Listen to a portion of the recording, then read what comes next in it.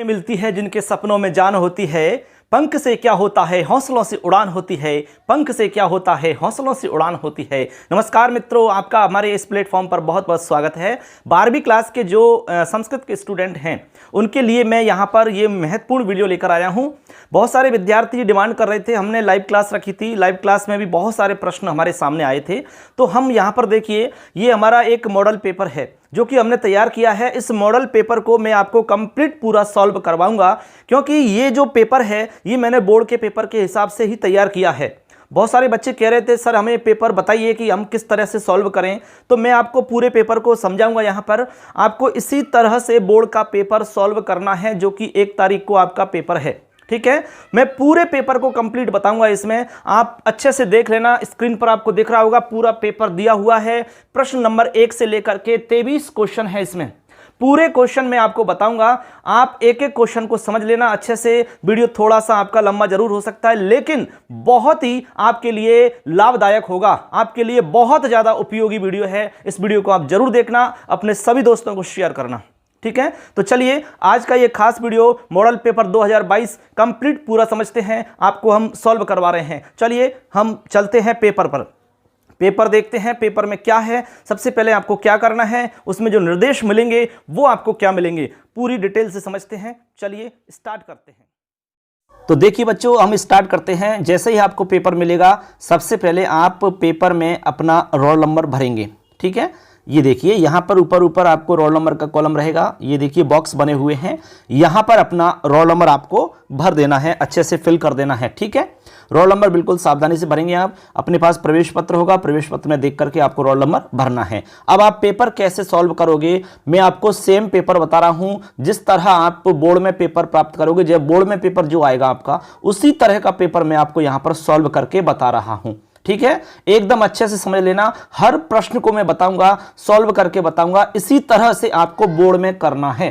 ठीक है, ऐसे समझ लेना आप, बिल्कुल भी दिक्कत नहीं आएगी आपको, बिल्कुल भी टेंशन नहीं आएगी आपको, क्योंकि हमने काफी मेहनत करके आपको ये बनाया है। बिल्कुल बोर्ड की तरीका से हमने खुद ने लिखा है। ठीक है, काफी मेहनत से। तो आप देखिए, कक्षा 12 विषय आपका संस्कृत साहित्य, वार्षिक परीक्षा 2022 मॉडल पेपर। अब देखो समय आपका जो रहेगा वो रहेगा 2 घंटा 45 मिनट और पूर्णांक होगा 80 नंबर का। ठीक है, तो यहाँ पर आपका जो समय है वैसे तो पर्याप्त है, समय आपका कम नहीं पड़ता है। यहाँ पर हमने परीक्षार्थियों के लिए कुछ सामान्य निर्देश दिए हैं, तो ये सामान्य निर्देश हैं, आप इनको पढ़ लेना। ठीक है, यहाँ कोई खास बात नहीं है। यहाँ लिखा है कि परीक्षार्थी सर्वप्रथम अपने प्रश्न पत्र पर नामांक अनिवार्य रूप से भरे। ठीक, उसके बाद में सभी प्रश्न हल करने अनिवार्य हैं। प्रत्येक प्रश्न का उत्तर दी गई उत्तर पुस्तिका में ही लिखें, यानी कि जो इसमें फिक्स जगह है उसी हिसाब से आपको करना है। जिन प्रश्नों में आंतरिक खंड हैं, ठीक है, उन सभी के उत्तर एक ही साथ लिखें, यानी कि आंतरिक खंड का विशेष ध्यान रखें। जैसे मान लो ये हमारा खंड ए है, तो खंड ए में जितने प्रश्न हैं आपके, वो सारे के सारे प्रश्न आपके खंड ए में ही होने चाहिए। ऐसे नहीं कि खंड ए के सवाल आपने खंड बे में कर दिए तो उसका नंबर आपको कट जाएगा, वहां पर आपको नुकसान उठाना पड़ेगा। इस बात का विशेष ध्यान रखना आप। खंड से के सवाल यदि आपने ए में कर दिए तब भी गलत है, इसलिए आपको यदि सवाल नहीं आ रहा है तो वहां जगह छोड़ दीजिए, कोई दिक्कत नहीं है। और जब बीच में आपको याद आ जाता है उस समय आपको उसी खंड में जाकर के लिख देना है। ठीक है, इसका ध्यान रखना है आपको। आगे लिखा है कि प्रश्न का उत्तर लिखने से पूर्व आपको प्रश्न का क्रमांक अवश्य लिखें। ये बात भी आपको ध्यान रखनी है, क्योंकि कॉपी चेक करने वाले को ये प्रॉब्लम आती है, इसलिए वो नंबर काट देगा आपके। इसलिए आपको जब प्रश्न हल करना है तो सबसे पहले प्रश्न संख्या लिखें, इस तरीका से प्रश्न लिखें। और जैसे आपका पहला प्रश्न है तो पहला प्रश्न आपने लिख दिया इस तरह से। ठीक है, उसके बाद में आप अपना उत्तर लिखेंगे, कोई दिक्कत नहीं आएगी। तो इसको आप भूलना नहीं है, बिल्कुल सही साफ सुथरा लिखें। कह रहे हैं कि अनुचित साधनों का प्रयोग कदापि नहीं करें। अनुचित साधनों का प्रयोग यानी कि चिट इत्यादि का प्रयोग नहीं करें, बिल्कुल भी। किसी से पूछा ताची इधर उधर देखना, ताक झाक करना बिल्कुल नहीं। अपने आप पर विश्वास रखो, स्वयं पर विश्वास रखो, अपनी तैयारी पर विश्वास रखो। ठीक है, और अपने हिसाब से ही करो, जैसा हमने बताया है आपको, बस वो आपको ध्यान में रखना है। तो पूरा पेपर मैं बता रहा हूं, ऐसा का ऐसा पेपर आपको वहां मिलेगा, प्रश्न अलग मिलेंगे, बस थोड़े बहुत आपको यहां से भी मिल सकते हैं।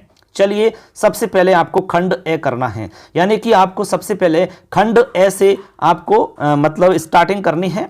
तो देखिए खंड ए में आपको जो प्रश्न आएंगे वो आपके लिए ए व सैदे वाले प्रश्न होंगे। मैं एक एक को बता रहा हूं। सबसे पहला प्रश्न हल कर रहे हैं आप, तो सबसे पहले आप क्या करेंगे, काफी के अंदर आप इस तरह से लिखेंगे। देखो मैं लिख के बता रहा हूं प्रश्न, उसमें काफी के अंदर प्रश्न की जगह रहेगी। मैं एक वीडियो बना रहा हूं, आज मैं अपलोड कर दूंगा आपको, काफी में कैसे लिखना है, कॉफी में किस तरह की जगह होती है, ठीक है, और कौन सी जगह आपको छोड़नी होती है, कहां पे आपको प्रश्न संख्या डालनी होती है, वो मैं कॉपी में बता दूंगा। आज मैं वीडियो अपलोड करूंगा, ठीक है। ऐसे तो बोर्ड की कॉपी बताऊंगा मैं, टॉपर्स की कॉपी, जो पहले टॉप रहे हैं बच्चे, उनकी कॉपी दिखाऊंगा मैं आपको, उन्होंने कैसे आंसर लिखा है। तो आपने इस तरीका से लिख दिया, उसके बाद में आप प्रश्न डाल दीजिए। जैसे एक है तो एक इस तरह का डाल दिया आपने, ठीक है, ऐसे कर दिया आपने। अब इसके बाद में आपको इसमें बहुत सारे प्रश्न दिए हुए हैं, तो अब इसमें आप एक में प्रश्न नंबर 1 के अंदर आपके कई सवाल हैं, आंतरिक सवाल बोलते हैं इनको, तो आप 1 नंबर डालते जाइए। ऐसे 1 का आंसर लिख दिया आपने।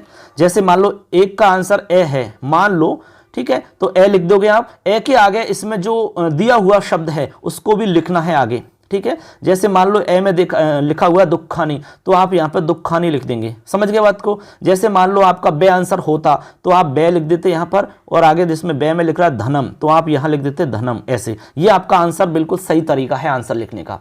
ऐसे आप सेकंड पे चलिए, फिर ऐसे आपको सभी आंसर लिखने होते हैं। तो ए व सैदे वाले आंसर आप इस तरीका से लिखेंगे, बिल्कुल परफेक्ट तरीका है, बिल्कुल आपके नंबर नहीं कटेंगे। बस बात यह है कि आपका आंसर सही होना चाहिए। तो देखिए यहां पर फ्रेंड्स हमारा पहला सवाल है, सवाल को देखते हैं। सवाल कह रहा है अविद्या मानवः किम तरति। अविद्या से मानव क्या तरता है, क्या प्राप्त करता है अविद्या से, ठीक है, किसको पार करता है, ऐसे समझ लो आप। तरति यानी पार करना होता है यहाँ पे। अविद्या मानवः किम तरति, तो ऑप्शन है दुखानी, धनम, मृत्युम और कष्टम। तो इसका जो आंसर होगा वो होगा मृत्युम, ठीक है, मृत्युम। तो ये आपका आंसर है से। तो आपको अपने काफ़ी में लिखना होगा, जैसे आंसर करके लिख दो या फिर उत्तर करके लिख देना इस तरीका से। यहाँ लिख दोगे आप से, ठीक है, इस तरीका से लिख दिया, और से के आगे लिख देना मृत्युम, ठीक है, मृत्युम। इस तरीका से आपका ये परफेक्ट तरीका है उत्तर लिखने का। क्लियर है। ये तो आपने पढ़ लिया होगा, पहले पार्ट का है। अब इनको मैं ज़्यादा एक्सप्लेन नहीं करूंगा क्योंकि पेपर काफ़ी लंबा है, इसलिए बहुत टाइम लग जाएगा। इसलिए मैं डायरेक्ट आपको आंसर पे बताऊंगा, और जहाँ पे समझाने की आवश्यकता पड़ेगी मैं आपको वहाँ समझा भी दूंगा। तो आपने लाइन सुनिएगी, अविद्या मृत्युम तीर्थ्वा विद्या अमृतम अश्नुते। अविद्या से मृत्यु को पार करता है, और उसके बाद में विद्या अमृतम अश्नुते, विद्या से अमृतता की या अमृत की प्राप्ति करता है। इस तरह की आपने लाइन सुनी होगी। तो ये हमारा आंसर हो जाता है मृत्युम। अगला सवाल है दूसरे नंबर पे, प्रख्यात है इत्यस्य पदस्य पर्याय पदम चिनुतः। इसका मतलब है, पहले तो अर्थ भी समझ में आना चाहिए कि प्रख्यातः, इस पद का पर्याय पद चुनो। इस पद का पर्याय पद क्या है, यानी कि पर्यायवाची पूछा जा रहा है। तो देखिए यहाँ पर प्रकाश है, ख्यात है, विख्यात है और कुख्यात है। तो यहाँ पर आपको बताना होगा, प्रख्यात का पर्यायवाची बताना है आपको, ठीक है, पर्यायवाची आप जानते ही हैं। तो यहाँ पर हो जाएगा प्रकाश है। क्या हो जाएगा, प्रकाश है। क्लियर है। आगे चलिए, अगला सवाल है हमारा 3 नंबर। 3 नंबर सवाल कह रहा है, बहुत ही अच्छा सवाल है, कौत से है कस्य शिष्य आसीत। कौत से किसका शिष्य था, कौत से किसका शिष्य था, बताइए। ऑप्शन देखिए, रगो हो, वर्तंतो हो, श्रवणस्य, कुमारस्य। बताइए, आपने पढ़ा होगा, दूसरा पाठ है रघुकौत संवाद है, उसमें से ये प्रश्न है आपका। तो कौत से किसका शिष्य था, तो आंसर हो जाएगा इसका बच्चों सेकंड नंबर का बे, यानी कि वर्तंतो हो, वर्तंतु का शिष्य था। तो आंसर लिखेंगे, ऑप्शन में लिखेंगे बे, उसके बे के आगे लिखो वर्तंतो हो, बिल्कुल सही तरीका है, ठीक है। क्लियर है। आगे चलिए, अगला सवाल है, क्या है रोहिता नाम मध्य चरो भवतु। यानी कौन रोहिता नाम मध्य चरो भवती, जो रोहित हमारे हिरण हैं उनके बीच में कौन हो, यानी उनके मध्य में कौन होवे। इस तरह की बात यहाँ पर कही जा रही है। और ये आपका तीसरा पार्ट है ना बाल कौतुकम, उसमें से ये प्रश्न है, ठीक। तो यहाँ देखिए ऑप्शन है लव है, कुश है, अश्व है, निशाचर है। तो आपने पाठ पढ़ा होगा, थोड़ी बहुत हिंदी अर्थ आपको ध्यान में होगा, तो आपको पता होगा कि कौन रोहित नामक हिरणों के मध्य में हो, मध्य में होए, इस तरह की बात कही गई है। तो उत्तर हो जाएगा अश्व है। क्या हो जाएगा, अश्व है, ठीक है। ऐसे अब वही आपको तरीका वही है, आंसर लिखें, उसके बाद में आपको से लिखना है, से के आगे अश्व लिखना है, ठीक है। ऐसे आगे चलिए, अगला सवाल है, जात अस्ति ते माता, कहा कि जात हे पुत्र तुम्हारी माता है। इत्यत्र कर्तृपदम किम, इत्यत्र कर्तृपद क्या है, यहाँ पर कर्ता पद बताना है कि यहाँ पर कर्ता पद क्या है। ऑप्शन है माता, ते, अस्ति, जाते। तो यहाँ पर सही आंसर हो जाएगा बच्चों। यहाँ पर कर्ता बताना है तो कर्ता माता है। कौन है? माता।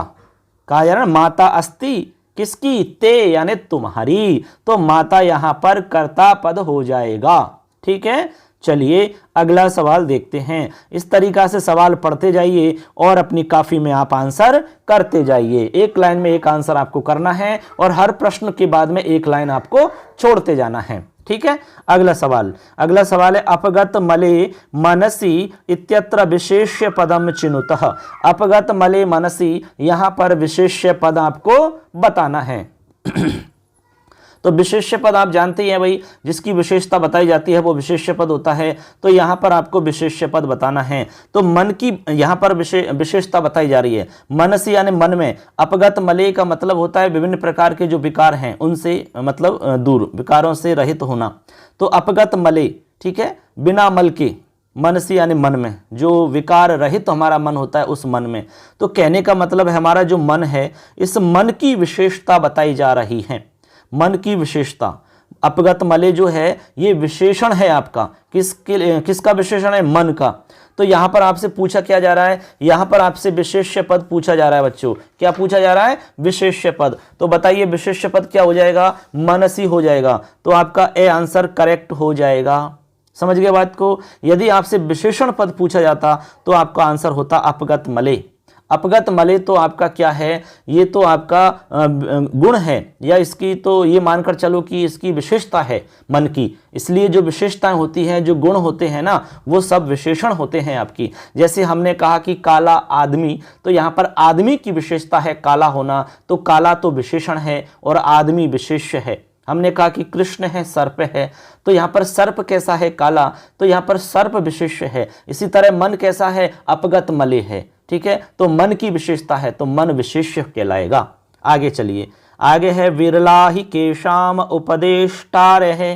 ठीक है, यानी केशाम किनके लिए उपदेश देना विरला ही होते हैं, यानी विरला ही है उपदेश देना।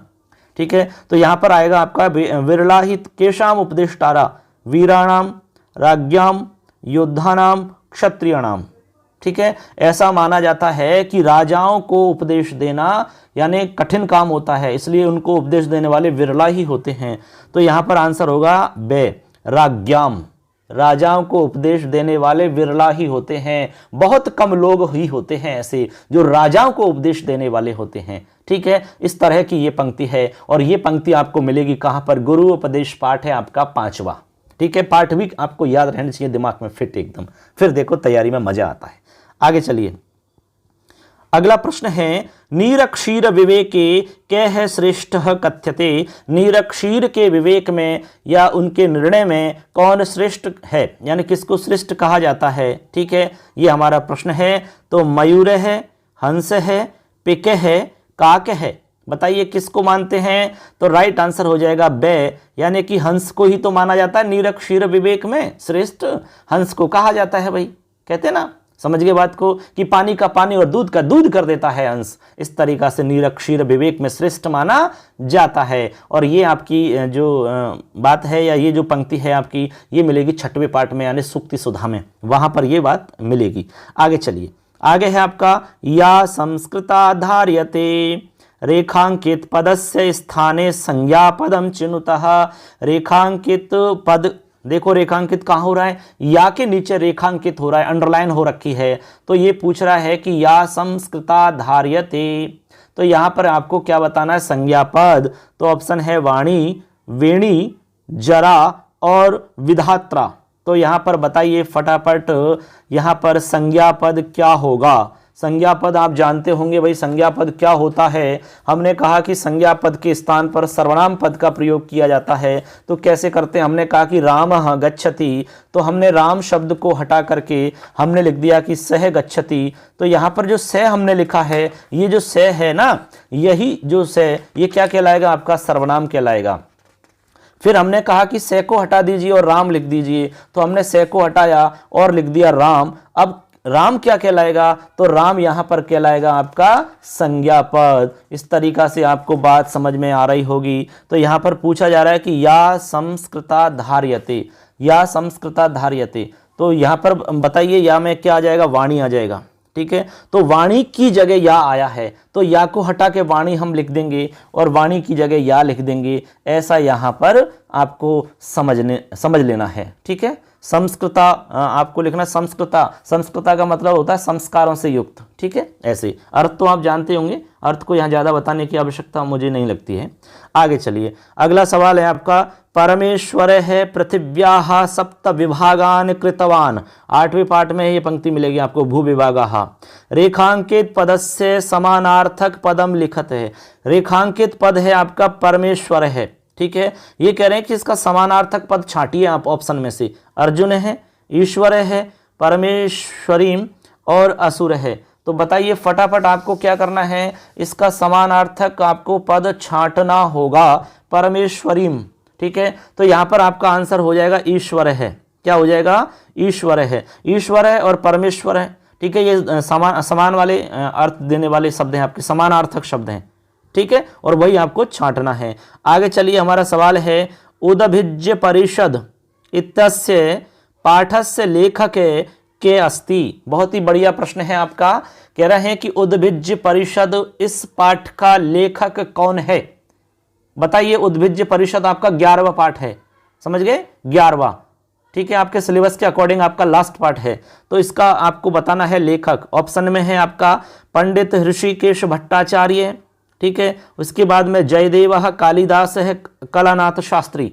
तो बताइए इसका राइट आंसर क्या होगा। इसका राइट आंसर होगा, आपने यदि पाठ पढ़ा है, पाठ परिचय में स्टार्टिंग में दिया हुआ है, पंडित ऋषिकेश भट्टाचार्य। ठीक है, इनकी ये रचना है। अगला हमारा सवाल है, एवं सैदे में लास्ट सवाल और है हमारा, जात अस्ति ते माता। ठीक है, जात अस्ति ते माता, आगे लिखा हुआ यहां पर स्मरसी वा तातम। मतलब इसका ये हुआ कि जात हे पुत्र तुम्हारी माता है, स्मरसी वा तातम, और पिता का स्मरण करते हो, पिता को याद करते हो। इति वाक्यम के कम कथयति, ऐसा वाक्य किसने किसको कहा, यानी कि ऐसा कौन कह रहा है, किसके लिए, कौन किसको कह रहा है, ये आपको समझना है। तो बताइए, आपको ध्यान होगा कि ये बात किसने कही, ये बात कही किसने। देखिए ऑप्शन में आपका सबसे पहले दिख रहा है लव है, कुशम प्रति, यानी लव ने कुश के लिए कहा। या फिर ऑप्शन दूसरा है कौशल्या लवम प्रति, कौशल्या ने लव से कही ये बात। या बटवह लवम, या वटु लोगों ने लव से कही। या जनक है लवम, या जनक ने लव से कही। बताइए ये पंक्ति किसने बोली है। हे पुत्र तुम्हारी माता है, पिता का स्मरण करते हो, ये बात किसने कही और किसके लिए कही। बताइए, यदि याद है तो तीसरा पाठ बाल कौतुकम में ये लाइन आती है। चलिए हम बता देते हैं, कौशल्या बोलती है किससे, लव से। तो ऑप्शन राइट ऑप्शन हो जाएगा वे, यानी कि कौशल्या ने लव से कही ये बात, करेक्ट आंसर है। ऐसे आपको हर पार्ट के बारे में जानकारी होनी चाहिए, फटाफट आंसर आपके सामने होगा, दिमाग में यूं ही घूम जाएगा आपकी। चलिए अगला सवाल, ये हमारा इस तरह से बच्चों पहला सवाल कंप्लीट हो जाता है। तो अब आपको सवाल नंबर 2 डालना होगा, एक लाइन छोड़ दीजिए। ठीक है, अब तक हमारा एक ही सवाल चल रहा था पहला, उसके अंदर आंतरिक सवाल थे हमारे 1 2 3 4 5 6 7 8 9 10। ठीक है, 11 12 सवाल तक। अब हमारा प्रश्न नंबर 2 है। चलिए प्रश्न नंबर 2 पर चलते हैं। अब आप काफी के अंदर अपना प्रश्न संख्या 2 डाल लीजिए, इस तरीका से जैसे हमने डाल रखी है प्रश्न संख्या 2। ठीक है, अब इसके अंदर भी आपको डालना है के, इस तरीका से जैसे इसमें दे रखा है उसी तरह आपको भी लिखना होगा के। ठीक है, के लिखना है। अब आपको ये लिखने की आवश्यकता नहीं है। देखो पहले इसमें क्या कह रहा है, अधोलिखित पदयो रिक्त स्थानानि पूर्यतः, कह रहे हैं अधोलिखित पदों से रिक्त स्थान की पूर्ति करनी है। तो इसमें आपको के खे गे 3 तरह के सवाल मिलेंगे इसमें दूसरे वाले प्रश्न में।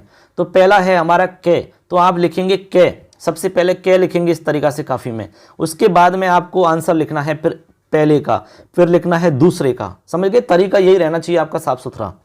तो यहां पर प्रकृति प्रत्यय संयोगम कुरुतः, प्रकृति प्रत्यय का संयोग करना है। ये लाइन आपको लिखने की जरूरत नहीं है आपको काफी में। ठीक है, केवल आपको क्या लिख देना है। अब कै के अंदर 2 प्रश्न हैं, तो कै लिख के उसके बाद में 1 नंबर डाल दो, आप उसका आंसर लिखना है आपको।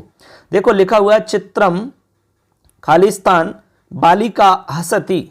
अब यहां पे आपको कोष्टक में लिख रहा है दृश्य धन क्षत्रि। अब इसको जोड़ करके आपको शब्द बनाना है कि दृश्य में क्षत्रि प्रत्यय लगाने पर क्या रूप बनेगा, वो आपको यहां पर खालिस्तान में लिखना होगा। अब यहां पे आप खालिस्तान 2 तरह से आंसर लिख सकते हो बच्चों, समझ लेना अच्छे से।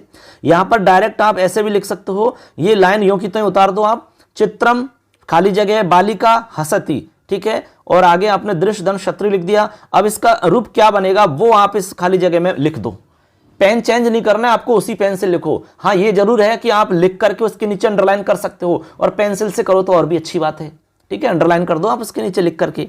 कैसे, जैसे मैं बता रहा हूं आपको, देखो इस तरीका से। मान लो आपको यहां पर देखो दृश्य धातु में आपको क्षत्रि लगाया तो क्या बना, इसका बनेगा आपका पश्यन। क्या बनेगा, पश्यन, ठीक है, इस तरीका से। तो यहां पे आपको पश्यन लिखना है इस तरीका से, चित्रम पश्यन, ऐसे, ठीक है। थोड़ा लिखने में वो हो रहा है, पेन हाथ से लिख रहा हूं मैं, उंगली से, पेन थोड़ा सा खराब हो चुका है। तो चित्रम पश्यन बालिका हसती, चित्र को देखती हुई बालिका हंसती है, ये हमारा वाक्य हो गया पूरा, ठीक है। तो आप ऐसे कैसे लिख दीजिए, और फिर पश्यन लिखा है ना उसके नीचे अंडरलाइन कर दीजिए, ऐसे हो गया आपका आंसर। एक तो ये तरीका है। दूसरा तरीका है कि आप चाहो कि इस लाइन को नहीं लिखें तो भी आप कर सकते हैं, ऐसा कोई प्रॉब्लम नहीं है, आपका राइट आंसर माना जाएगा। डायरेक्ट आपको पश्यन लिख देना है, बस करेक्ट आंसर है आपका, कोई भी गलत नहीं करेगा, पूरा नंबर मिलेगा आपको, टेंशन लेने की आवश्यकता नहीं है, ठीक। ऐसे आपको दूसरा सवाल करना है। चलिए दूसरा देखते हैं। चलिए दूसरा सवाल है आपका, देखो से है भोजनम, आगे खालिस्तान है, आगे आपको संकेत दिया हुआ है कोष्टक में खाद और इक्तवतु, यानी खाद धातु में तवतु प्रत्यय जोड़ना है। अब जोड़ के क्या बनेगा वो आपको इस खाली जगह में लिखना होगा, बताइए। तो यहां पर खाद धातु में तवतु प्रत्यय जोड़िए, फटाफट बताइए, आपने पढ़ा होगा, हमने आपको बता दिए, मोस्ट बताएं, सब कुछ पढ़ा दिया आपको। तो यहां बनेगा बच्चों खादितवान। क्या बनेगा, खादितवान, इस तरीका से खादितवान। आपको यहां पर खादितवान लिख देना है और अंडरलाइन कर देना है। 2 तरीका में से कोई भी तरीका अपना सकते हो, कोई प्रॉब्लम नहीं है, आपके नंबर बिल्कुल भी नहीं कटेंगे, पूरे नंबर मिलेंगे आपको, ठीक। ऐसे करके आपका कै वाला पूरा कंप्लीट हो जाता है, ठीक है। कै के अंदर 2 प्रश्न थे, आपने आंसर लिख दिए दोनों के। चलिए बच्चों देखते हैं। अब यहां पर देखिए कै वाला हमारा पूरा हो चुका है। अब यहां पर हमारा कै वाला सवाल आता है। देखिए यहां से हमारा कै आता है। इस खे में आपके 2 प्रश्न हैं, उनको भी मैं आपको बता देता हूं। इसमें है प्रकृति प्रत्यय विभागम कुरुता, यहां पर आपको विभाग करना है, ठीक है। यानी कि यहां पर आपको बना हुआ शब्द मिलेगा, उसमें से आपको प्रत्यय अलग करना है और धातु अलग करनी है। देखिए पहला हमारा प्रश्न है तावत कोकिल विरसान यापयः दिवसान वनांतरे, खालिस्तान दिया हुआ है और कोष्टक में है निवसन। तो निवसन में से आपको अलग करना होगा, तो आपको लिखना होगा नी उपसर्ग प्लस वस धातु प्लस क्षत्रि प्रत्यय, इस तरह से आपको लिखना होगा। ये हो गया हमारा प्रकृति प्रत्यय विभाग, ठीक है। नी प्लस वस प्लस क्षत्रि, इस तरह से आप लिख दोगे तो आपका राइट आंसर हो जाएगा। क्लियर है। चलो अगला देखते हैं। इसमें केवल यही लिखना है हमें और कुछ नहीं करना। आगे है हमारा, देखो सेकंड पे मानव जीवने सदैव कर्म। अब खालिस्तान दिया हुआ है और कोष्टक में दे रखा है कर्तव्यम, ठीक है, कर्तव्यम। अब यहाँ पे आपको थोड़ा सा ध्वनि से पता लग रहा होगा कि इसमें तव्यत प्रत्यय होगा, कर्तव्यम, ठीक है, ध्वनि आ रही है। तो इसमें आपको कैसे करना होगा, देखिए इसमें क्री तो धातु है, तो ऐसे लिखेंगे क्री प्लस तव्यत प्रत्यय, तो क्री धन तव्यत आपको लिखना होगा, ठीक है। तो बन जाएगा मानव जीवने सदैव कर्म क्री धन तव्यत, आप इस जगह लिख देंगे, ठीक है। या तो आप पूरी लाइन लिख दो और यहाँ पे आप ये वाला लिख दो और नीचे अंडरलाइन कर दो ऐसे, ठीक है। या फिर आप दूसरा तरीका अपना सकते हैं, आप ये लाइन नहीं लिखें, डायरेक्ट आप ये लिखें, ठीक है। ऐसे नंबर डाल दो 2, ठीक है, और डायरेक्ट लिख दो ऐसे क्री धन तव्यत, ये आपका बिल्कुल राइट होगा, इसमें बिल्कुल भी नंबर आपके नहीं कटेंगे, ठीक है। तो इस तरह से हमारा ये ख वाला पूरा हो जाता है। अब इसमें एक और है हमारा गे, ठीक है, तब जाकर के हमारा ये दूसरा प्रश्न कंप्लीट माना जाएगा। तो चलिए इसको भी देख लेते हैं। इसमें विभक्ति वाला सवाल है अपने, देखते हैं अभी। देखो यहाँ पर है गे, कह रहे हैं कि उचित विभक्ति ही प्रयोगम कुरुतः, उचित विभक्ति का प्रयोग करना है। ठीक है, देखो हमारा पहला सवाल है, इसमें विभक्ति पहचाननी है आपको कि कौन सी विभक्ति आएगी। खालिस्तान दिया हुआ है, लिखा हुआ है सह सुदामा वनम एगच्छत। ठीक है, कोष्टक में लिख रहा है कृष्णस्य और कृष्णेन। देखो इसका मतलब हुआ कि साथ सुदामा वन को गया। ठीक है, अब किसके साथ में गया, अब यहाँ पर आपका सह जो लिखा हुआ ये वाला पद है, देखो सह ये वाला पद है ना, इससे आपको अंदाजा लग गया होगा कि इस सह पद के योग में हमेशा कौन सी विभक्ति लगती है, तृतीय विभक्ति। ठीक है, एक सूत्र है सह साकम समम सार्धम, इन सभी के योग में तृतीया विभक्ति होती है। जैसे बालक पिता के साथ जाता है, ठीक है, तो तृतीय होगी। ठीक है, या से राम मोहन के साथ जाता है, तृतीय विभक्ति होती है। तो यहाँ पर आप तृतीया कर देंगे, तो तृतीय वाला कौन सा है, कृष्ण से षष्ठी है, कृष्णेन तृतीया है, तो यहाँ पर आ जाएगा कृष्णेन। यहाँ पर लिख दोगे खाली जगह में कृष्णेन सह सुदामा वनम एगच्छत, यानी कृष्ण के साथ सुदामा वन गया, वन को चला गया। इस तरीका से इसका अर्थ हो जाएगा। आगे है हमारा इसमें दूसरा उदाहरण, खालिस्तान दे रखा है मोदकानी रोचनते। मोदक यानी लड्डू होते हैं, रोचनते यानी अच्छे लगना, तो मोदक अच्छे लगते हैं या लड्डू अच्छे लगते हैं। अब अच्छे लगने के अर्थ में रुच धातु होती है, और रुच धातु के योग में कौन सी विभक्ति होती है, चतुर्थी। कौन सी, चतुर्थी। सूत्र है रुच्यर्थानाम प्रियमाण है। ठीक है, तो यहाँ पर चतुर्थी का रूप कौन सा है, बालकाय, क्योंकि बालकाहा तो आपका प्रथमा का है। जैसे राम का चलता है राम है, रामो रामः, ऐसे ही बालक है, बालकौ बालकाहा। तो यहाँ पर आप देखो बालकाय लिख देंगे, यहाँ पर लिख देंगे बालकाय मोदकानी रोचनते, बालक के लिए लड्डू अच्छे लगते हैं।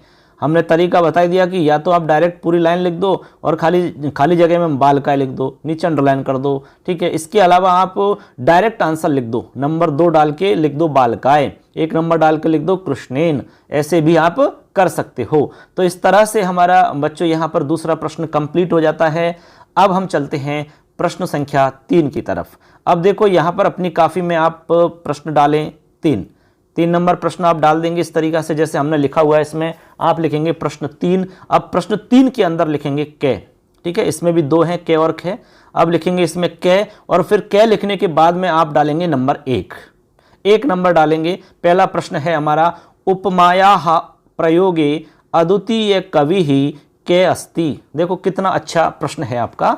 इसका मतलब क्या है, देखो इसका मतलब है, कह रहे हैं कि उपमाया प्रयोगे यानी उपमा के प्रयोग में अद्वितीय कवि कौन है, अद्वितीय कवि जिनके समान दूसरा कोई नहीं है उपमा के क्षेत्र में। तो यहाँ पर आपको आंसर याद रखना होगा कालिदास, उत्तर हो जाएगा कालिदास है। ठीक है, क्योंकि एक पंक्ति सुनी होगी, उपमा कालिदास से भारवेर अर्थ गौरवम दंडिनः पद लालित्यम मागे संति त्रयो गुणः। ये लाइन प्रसिद्ध है, भारवे अर्थ गौरवम, भारवी का अर्थ गौरव है, उपमा कालिदास से, उपमा कालिदास की प्रसिद्ध है। ठीक है, तो यहाँ पर आंसर हो जाएगा कालिदास है। ठीक है, आगे चलिए। अगला सवाल है, डॉक्टर अविनाश चंद्रेण कानि आधारीकृत्य ऋग्वेदस्य रचना काल है निर्धारित है। यानी कह रहे हैं कि डॉक्टर अविनाश चंद्र के द्वारा या डॉक्टर अविनाश चंद्र ने किस आधार पर ऋग्वेद का रचना काल निर्धारित किया, किसको आधार बना करके उसने यह इसका समय ऋग्वेद का जो रचना काल है वो किसके आधार पे उन्होंने निर्धारित किया है। ठीक है, ये हमारा प्रश्न है। अब इसका मैं उत्तर बता रहा हूं। उत्तर है इसका भूगर्भ शास्त्रीय तत्वों के आधार पर, भूगर्भ शास्त्रीय तत्वों के आधार पर। तो यहां लिख दोगे आप भूगर्भ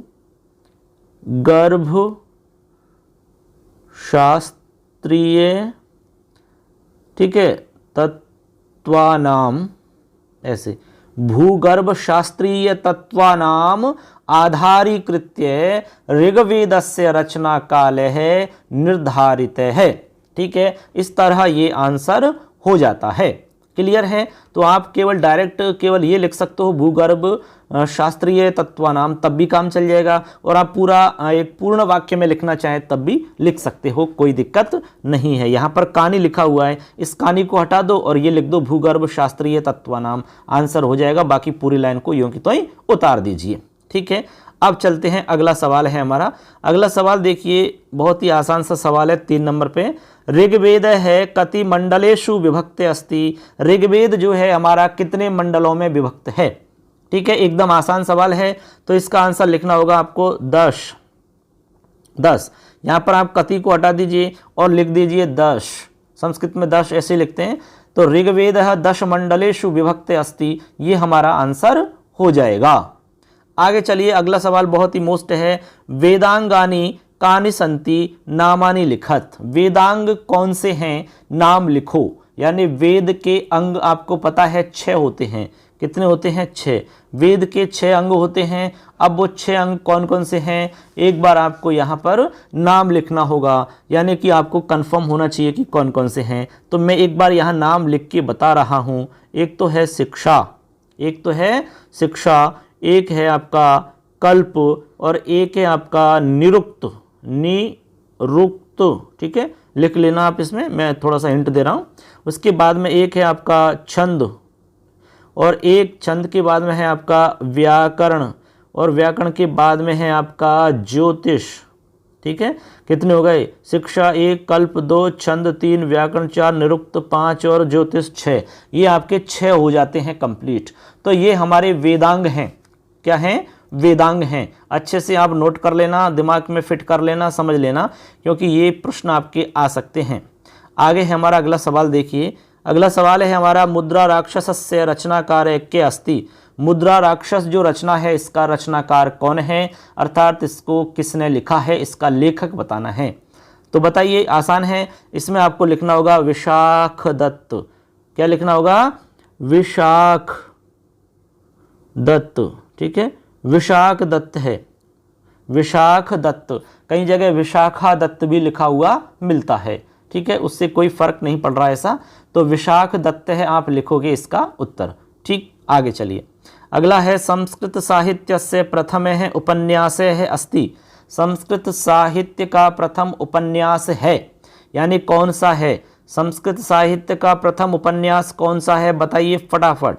ठीक है, तो चलिए मैं इसका आंसर बताता हूँ। इसका आंसर है शिवराज विजयम।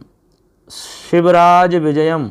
ठीक है, ये अंबिका दत्त व्यास जी का फेमस मतलब एक ग्रंथ है, उपन्यास ग्रंथ है ये। ठीक है, नोवेल लिखा हुआ है, बहुत ही शानदार है। संस्कृत साहित्य का पहला उपन्यास माना जाता है ये शिवराज विजयम। किसने लिखा है? अंबिका दत्त व्यास ने। ठीक है, ऐसे याद रहेगा सबको। क्लियर है एकदम? एक एक को बता रहा हूँ मैं अच्छे से, और क्लियर करके बता रहा हूँ। थोड़ा सा वीडियो लंबा जरूर है, क्योंकि इसमें पूरा कंप्लीट पेपर हमने बताया है, वो भी व्याख्या सहित। किसी ने नहीं बताया होगा आपको इस तरीक़ा से। आगे है, वेदांत है इति कै उच्यते। वेदांत किसे कहते हैं? ठीक है, तो वेदांत इसके लिए लिखेंगे आप उपनिषदम इति वेदांत कथ्यते। ठीक है, उपनिषद को वेदांत कहते हैं। यतो ही उपनिषद वेदस्य अंतिमा भागा भवति। उपनिषद वेद का अंतिम भाग होता है, इसलिए इसको हम क्या कहते हैं? वेदांत भी कहते हैं। तो उपनिषद इति वेदांत, उपनिषद जो है वो वेदांत है। तो वेदांत बराबर उपनिषद आप लिख सकते हैं, या फिर डायरेक्ट आप लिख सकते हैं उपनिषद। ठीक है, उपनिषद ऐसा लिख दोगे तब भी आपका आंसर मान लिया जाएगा। कुल मिला के उपनिषद को वेदांत कहा जाता है, क्योंकि ये वेद का अंतिम भाग होता है। आगे चलिए, अगला सवाल है हमारा, करुण रस प्रयोगे सिद्धहस्त है कवि के अस्ति। करुण रस के प्रयोग में सिद्धहस्त कवि कौन हैं, बताइए। तो करुण रस के लिए तो फेमस एक ही कवि हैं हमारे, और उनका नाम है भवभूति ही। कौन है? भवभूति ही। तो आंसर लिखना है भवभूति ही, और इनकी प्रसिद्ध रचना है उत्तर रामचरितम। कौन सी है? उत्तर रामचरितम। भवभूति आपको लिखना होगा। अगला सवाल है इसी में, महाभारत से स्वरूपत्रयम लिखत। महाभारत के 3 स्वरूप कौन कौन से हैं, लिखना है। तो महाभारत का जो विकास हुआ है, ठीक है, वो 3 चरणों में हुआ है, 3 सोपानों में माना जाता है। पहला सोपान था इसका जय, दूसरा सोपान था भारत, और तीसरा सोपान था महाभारत। समझ गए बात को? इस तरह से महाभारत हुआ है, तीसरे चरण में, तीसरे सोपान में महाभारत बना। पहला जय, दूसरा भारत, तीसरा महाभारत। इस तरह से इसका स्वरूप ये बताया जाता है। क्लियर है? अगला सवाल है हमारा 10 नंबर। सवाल क्या है? महाकाव्यस्य लक्षणम एकस्मिन्नेव वाक्ये लिखत। कह रहे हैं कि महाकाव्य का लक्षण एक वाक्य में लिखो। एक वाक्य में लिखना है आपको महाकाव्य का लक्षण। तो महाकाव्य का लक्षण एक वाक्य में लिख सकते हैं, सर्गबद्यो महाकाव्यम। सर्गबद्यो, तो सर्गबद्यो ऐसा लिख सकते हैं, सर्गबद्धो महाकाव्यम। ठीक है, सर्गबद्धो महाकाव्यम ऐसे। तो सर्गों में जो बद्य होता है वो महाकाव्य है। सर्गबद्यो महाकाव्यम, इस तरह से आप लिख सकते हैं। ठीक है, यही लिखना है, सर्गबद्यो महाकाव्यम। इसी से आपका आंसर हो जाएगा। ठीक है, यहाँ तक अपना ये हो चुका है। अब देखो आगे हमारा इसमें एक, हमने कहा कि इसमें क और ख दो आते हैं। ठीक है, अब इसके बाद में एक ख भी है इसमें, तो चलो ख को भी देख लेते हैं। ठीक है, चलिए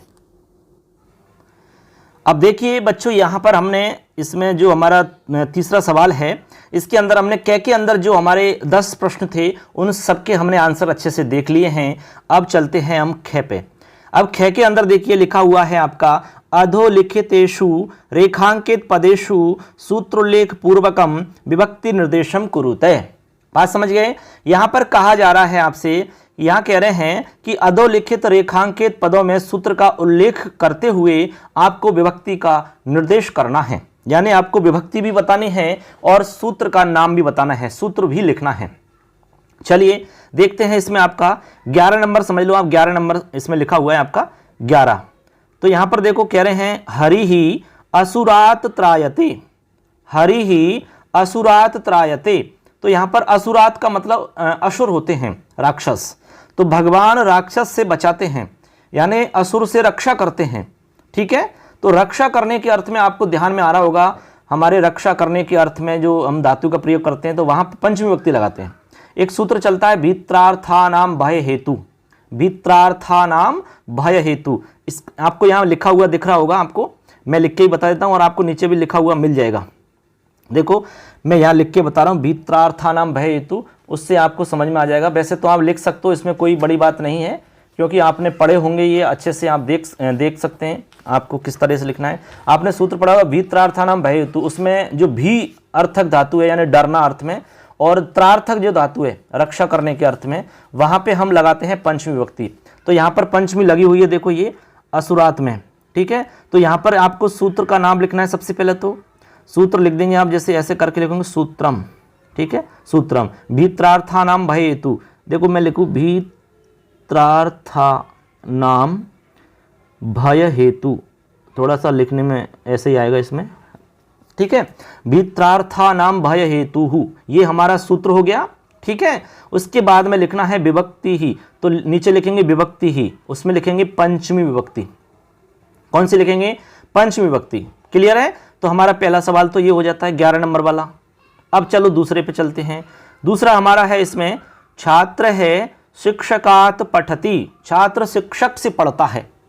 अब देखो यहां पर एक बात समझना आप, हमने पंचमी विभक्ति में पढ़ाया था तो उसमें बताया कि जब कोई किसी से नियम पूर्वक विद्या स्वीकार करता है या नियम पूर्वक विद्यार्जन करता है, कुछ सीखता है, तो ऐसी स्थिति में हम पंचमी विभक्ति का प्रयोग करते हैं। किसका करते हैं बच्चों? पंचमी का।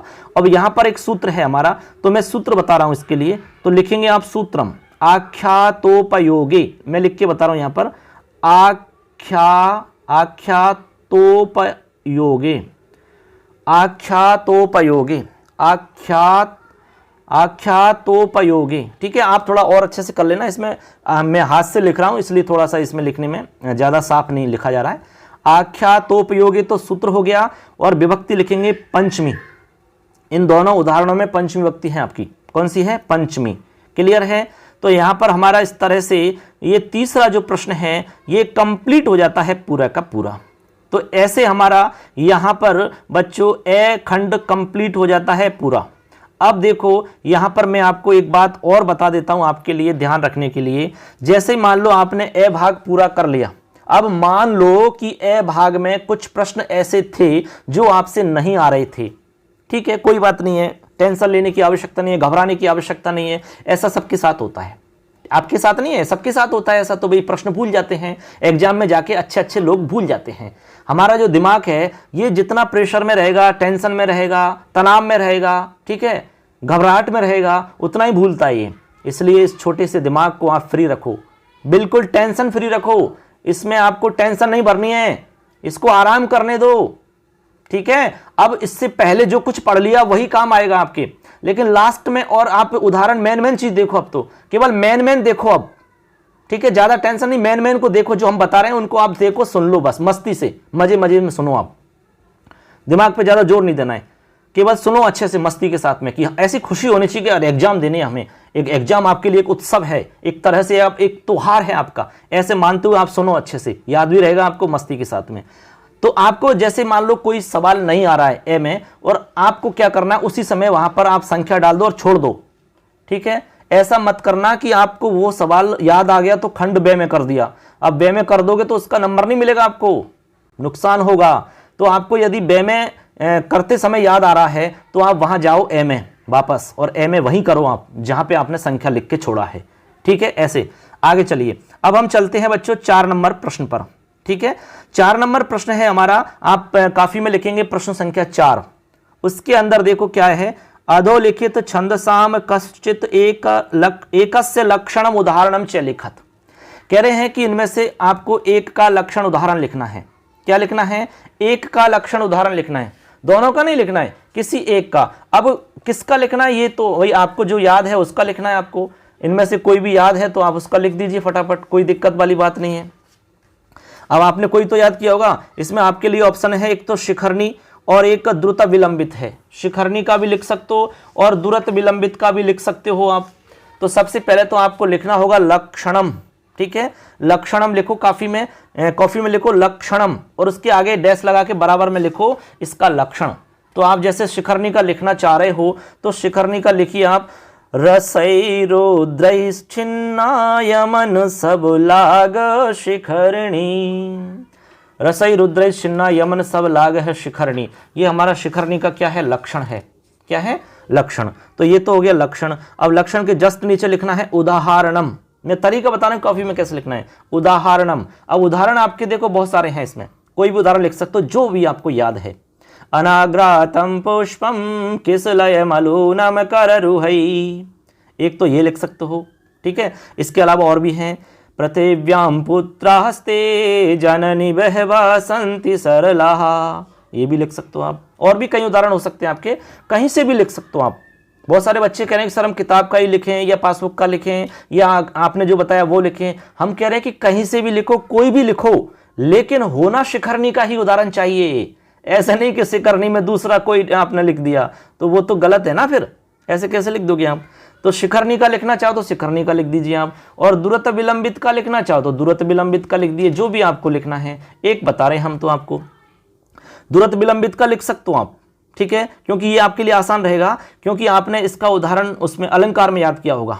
दुरत विलंबित का लिखना चाहो तो लक्षण लिखो, सबसे पहले तो लक्षणम, बराबर में लिखना है द्रुत विलंबित महानवौ भरौ, ये तो लक्षण है इसका, ठीक है। उदाहरण में लिखेंगे नव पलाश पलाश वनम पुरः स्फुट पराग परागत पंकजम, ठीक है। इसमें आपका कौन सा यमक अलंकार है, तो यमक अलंकार का उदाहरण याद किया होगा, इसको भी लिख सकते हो। अब बच्चे कह रहे हैं कि सर हम इसमें 4 लाइन लिखें कि 2 लाइन लिखें।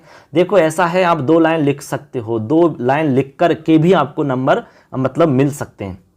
ऐसी कोई दिक्कत वाली बात नहीं कि आप पूरा श्लोक लिखो, आप 2 लाइन लिख दो और उसको आप डिफाइन करो, अच्छे से समझाओ, उसमें आप गणचिन्ह लगाओ, ठीक है, और बताओ उसमें कि इसमें इतने वर्ण होते हैं और इसमें ये आपके गण होते हैं। फिर वो चेक करने वाला खुश हो जाएगा, वो सोच लेगा कि चाहे 1 लाइन लिखी है बच्चे ने, चाहे 2 लाइन लिखी है, लाइन से फर्क नहीं है, लेकिन बच्चे को समझ में आता है सब कुछ, वही उसको देखना होता है, ठीक है। ऐसे क्लियर है?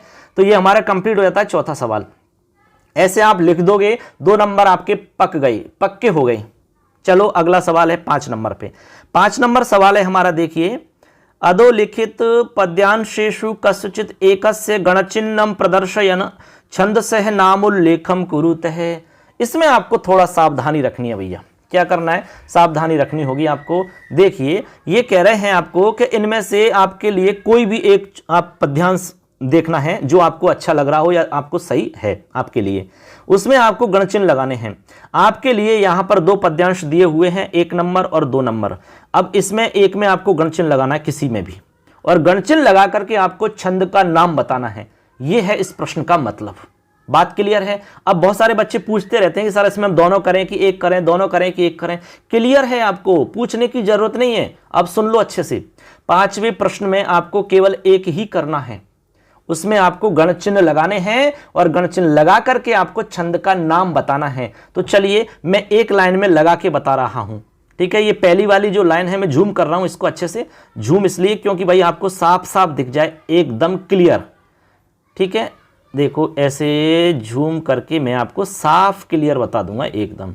अब पहली लाइन में इसलिए बता रहा हूं क्योंकि पहली थोड़ी सी कठिन है आपके लिए।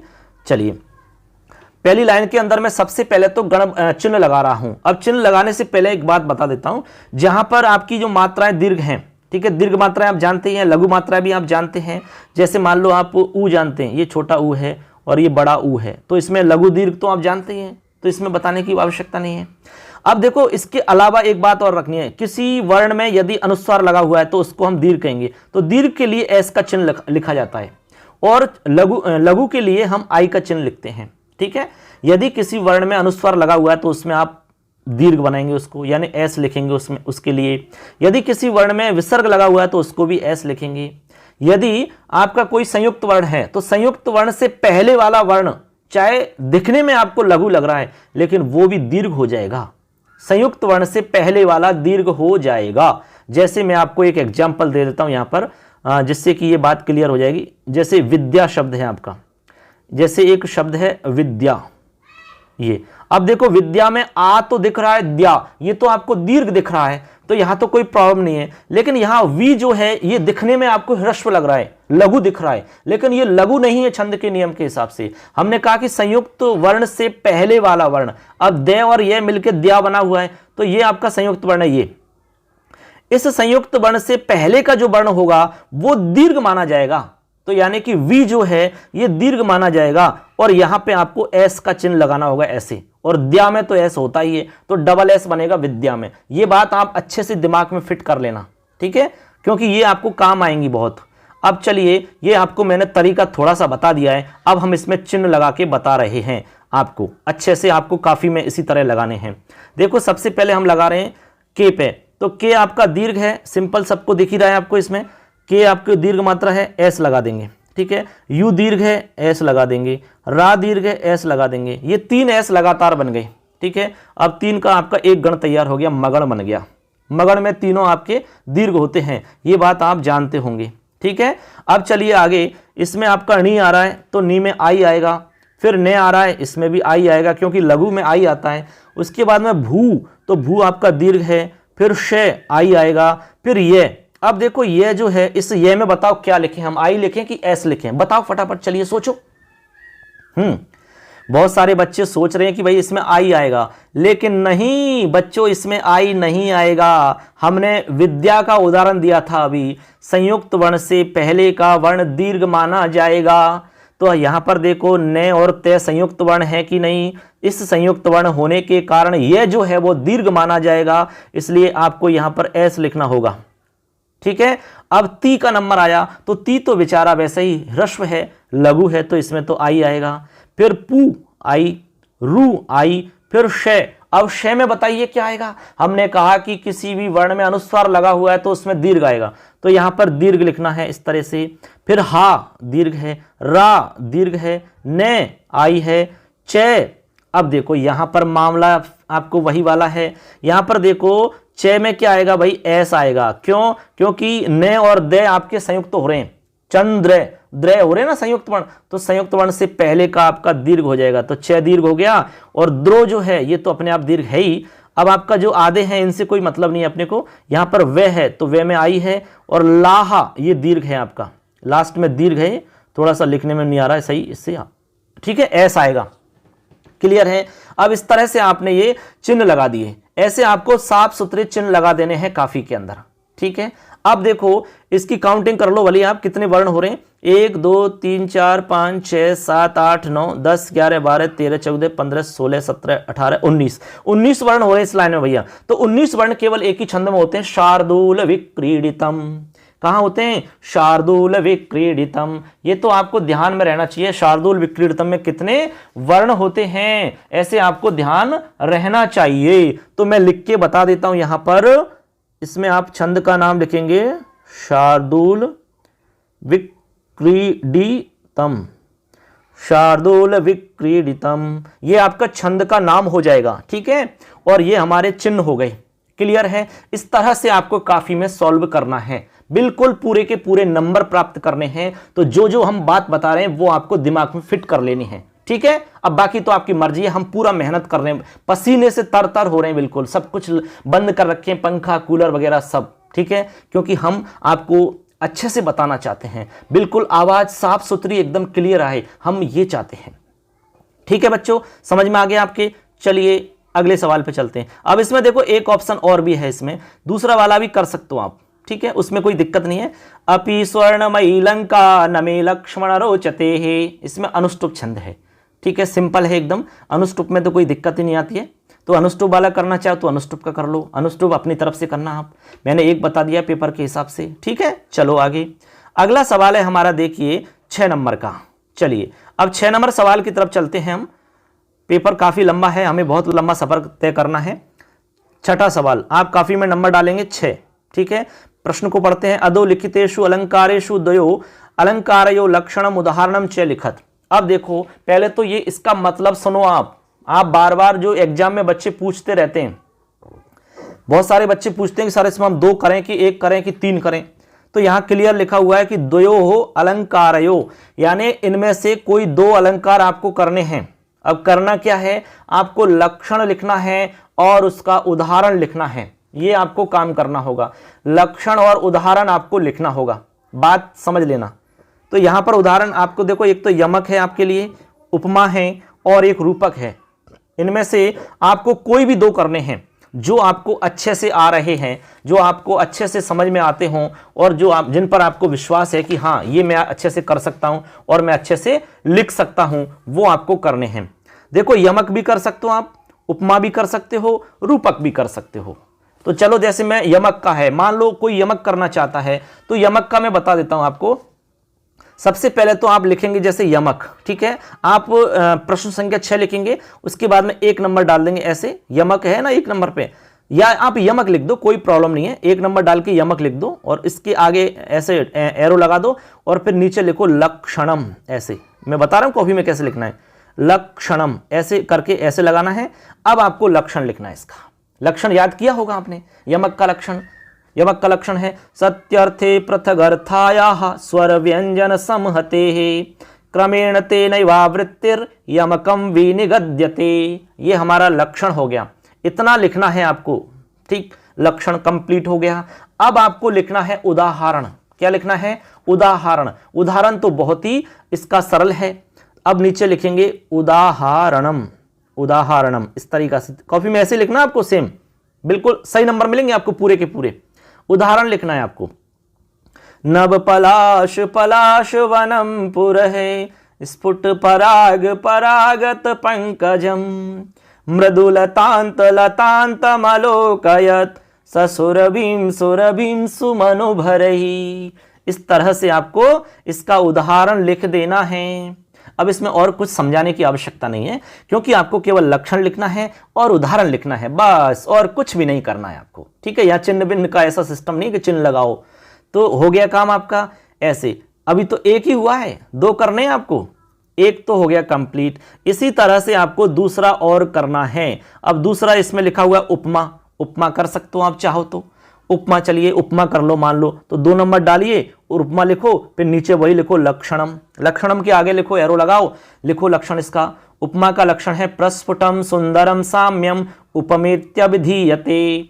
ये तो हो गया लक्षण, क्लियर है। अब इसका उदाहरण लिखना है आपको। उदाहरण बहुत सारे हो सकते हैं इसके, उदाहरण आपको कोई भी लिख सकते हैं, जैसे उदाहरणम, जैसे सीताया मुखम चंद्र एवं सुंदरमस्ति, सीता का मुख चंद्रमा के समान सुंदर है, ये भी लिख सकते हो। इसके अलावा हमने जो बताया वो भी आपको मोस्ट है, हंसीव कृष्ण ते कीर्ति स्वर गंगाम अवगाहते, वो आप लिख सकते हैं, आपको हमने बता दिया है, आपके पास होगा लिखा हुआ, वहां से आप लिख सकते हो। ठीक है, इस तरह से आप इसमें बना सकते हैं। ये हमने इसमें 7 नंबर में लिखा है, देखो ये आप उपमा का लिख सकते हो, हंसीव कृष्ण ते कीर्ति ही स्वर गंगाम अवगाहते ही, ये आपका उदाहरण किसका है, उपमा का। ठीक है, यदि आप चाहते हो कि भाई रूपक का लिखना चाहता हूं मैं, तो रूपक का भी लिख सकते हो। डालिए 3 नंबर फटाफट और लिखिए रूपक का, लक्षणम, लिखो लक्षण, तद्रूपकम अभेदो यह उपमानोपमेयो हो गया। अब लिखो इसका लक्षण के नीचे उदाहरणम, तो उदाहरणम में लिखोगे आप, संसार विषवृक्ष से द्वे एव रसवत् फले काव्यामृत रसस्वादे संगम सज्जन से, ये आपका क्या हो गया, उदाहरणम हो गया। ठीक है, तो ऐसे करके आपने उदाहरण लिख दिया और आपने लक्षण लिख दिया, तो बात क्लियर हो गई आपके। ये आपका कंप्लीट हो गया 6 नंबर का सवाल। आपको कोई भी 2 करने हैं, हमने आपको तीनों बता दिए। आगे चलो 7 नंबर सवाल। सवाल नंबर 7 है आपका। अब यहां पर क्या है, देखिए सवाल नंबर 7 को पहले तो समझते हैं कि ये आपसे क्या पूछ रहा है। अधोलिखित पंक्तिषु अलंकारस्य नामोल्लेखम कुरुतः, अधोलिखित पंक्तियों में अलंकार का नाम उल्लेख करना है, यानी कि अलंकार बताना है, इन पंक्तियों में अलंकार कौन सा है। देखो यहां पर है आपकी पहली पंक्ति, उच्छलद भूरि कीलाल है शुशुभे वाहिनी पति। अब दोनों ही पंक्तियों में बताना है, यहां पर ऐसे नहीं कि एक में, दोनों ही पंक्तियों में आपको बताना है। ये आपको लिखा हुआ है साफ सुथरा, यहां पर दोनों पंक्तियों के अंदर आपको बताना है। तो देखिए मैंने आपको मोस्ट जब बताए थे तो वहां ये पंक्ति मैंने बताई थी, तो आपको ध्यान होगा, बताइए फटाफट इसमें आपके कौन सा अलंकार होगा, नाम बताइए। तो यहां पर आपको अलंकार का नाम बता देना है, श्लेष अलंकार है। कौन सा है, यहां श्लेष अलंकार है पहली पंक्ति में, तो मैं लिख के बता रहा हूं श्लेष, पहली पंक्ति में आपका श्लेष अलंकार है। ठीक है, इसका मतलब है नदी में उछलते हुए अत्यधिक जल को देख करके समुद्र प्रसन्न होता है या प्रसन्न हुआ। ठीक है, एक अर्थ तो ये हो जाएगा। एक दूसरा अर्थ जब हम इसका, यहां पर देखो कीलालय शब्द के 2 अर्थ हैं और एक वाहिनीपति के 2 अर्थ हैं। श्लेष के अंदर एक शब्द के 2 अर्थ होते हैं, तो कीलालय का एक अर्थ जल होता है और दूसरा अर्थ रक्त होता है। वाहिनीपति का एक अर्थ समुद्र होता है, दूसरा अर्थ आपका सेनापति होता है। ठीक है, तो हमने कहा कि नदी में उछलते हुए अत्यधिक जल को देखकर समुद्र प्रसन्न हुआ। दूसरा अर्थ होगा नदी में उछलते हुए अत्यधिक रक्त को देख करके सेनापति प्रसन्न हुआ। कौन हुआ, सेनापति प्रसन्न हुआ। तो इस तरह से आपके 2 अर्थ हो गए। ठीक है, तो इस तरह से यहां पर आपको समझ में आ गया होगा कि यहां पर श्लेष अलंकार किस तरह हुआ। क्लियर है, केवल नाम लिखना आपको श्लेष है। दूसरा है आपका हंसीव कृष्ण ते कीर्ति स्वर गंगाम अवगाहते, इसमें आपकी उपमा अलंकार है। कौन सा अलंकार है, उपमा, तो यहां लिख देना उपमा। ठीक है, हम आपको समझा चुके, मोस्टों में हमने बताया इसका अर्थ होता है कि हे कृष्ण तुम्हारी कीर्ति हंसनी के समान आकाश गंगा में अवगाहन कर रही है, ये हम आपको बता चुके हैं। तो इस तरह हमारे 7 प्रश्न कंप्लीट हो जाते हैं। चलिए अगला सवाल है हमारा 8 नंबर का। 8 नंबर का हमारा प्रश्न है, प्रश्न संख्या डालिए 8 नंबर और लिखा हुआ है अधोलिखित प्रश्नानाम उत्तराणि लिखत। अधोलिखित प्रश्नों के उत्तर आपको लिखने हैं भाई, क्या लिखने हैं, उत्तर लिखने हैं, अधोलिखित प्रश्नों के उत्तर। अब देखो यहां कह रहे हैं कि उपमेय उपमानस्य संभावना कस्मिन् अलंकारे भवति। संभावना, तो बताइए संभावना कहां पर होती है, आपको पता होगा संभावना किस जगह पर होती है। तो यहां पर देखो इसका आंसर हो जाएगा आपका, डायरेक्ट आपको उत्तर बताना है सीधा। उपमेय में उपमान की संभावना किस अलंकार में होती है, तो उत्तर लिखना है उत्प्रेक्षा। क्या लिखना है, उत्प्रेक्षा। आपने पढ़ा होगा भवेत संभावना उत्प्रेक्षा प्रकृतस्य परात्मना, यानी इसका मतलब होता है कि यदा उपमेयस्य उपमानेन सह संभावना प्रदर्शयते तदा उपमेय उपमानयो एकीभावस्य संभावनोत्थिता अलंकारः उत्प्रेक्षा भवति। तो यहां पर संभावना प्रकट होती है, संभावना दिखाई देती है, वहां पर आपका उत्प्रेक्षा अलंकार होता है। ठीक है, ये बात आपको क्लियर समझ में आ रही होगी। क्योंकि ये हम आपको पहले भी बता चुके हैं। क्लियर है, इसमें आपको कोई दिक्कत नहीं होनी चाहिए, ठीक है, क्योंकि हमने जो मोस्ट बताए थे उनमें भी हमने ये आपको बताया होगा। अब देखो दूसरा इसमें आपके सवाल है, क्या दिया है, छंद शास्त्रे यति शब्द से को अर्थ है। आप बताइए फटाफट, छंद शास्त्र में यति का क्या मतलब है, बताओ यति का क्या मतलब होता है, बताओ यति का मतलब क्या होता है। तो यति का मतलब होता है, आपको लिखना है विराम है। यति का मतलब होता है विराम। यति का मतलब रुकना होता है। जब हम श्लोक बोलते हैं तो हमें बीच में कुछ विराम करना होता है। जैसे हमने कहा श्लोक षष्ठम गुरुगेयम, हम रुके ना थोड़ी देर, ये हमारा विराम है। और हमें सब जगह ऐसा हम करते हैं, 1 सेकंड 2 सेकंड के लिए, ठीक है। इस तरह से आपको यहां पर समझ लेना है। तो ये हमारे दोनों प्रश्नों के आंसर हमने बता दिए हैं। क्लियर है, आगे चलिए। अगला सवाल है हमारा 9 नंबर। सवाल नंबर 9 है, लिखा हुआ है अधोलिखित पद्येषु कस्यचित् एकस्य अन्वय लिखत। आपको दोनों में से किसी एक का अन्वय लिखना है, ठीक है। तो देखो यहां पर अन्वय के लिए हम आपको बता चुके हैं ऑलरेडी, पहले ही हमने आपको मोस्ट भी बताए हैं अन्वय के लिए कि आपको अन्वय इस तरह से तैयार करना है।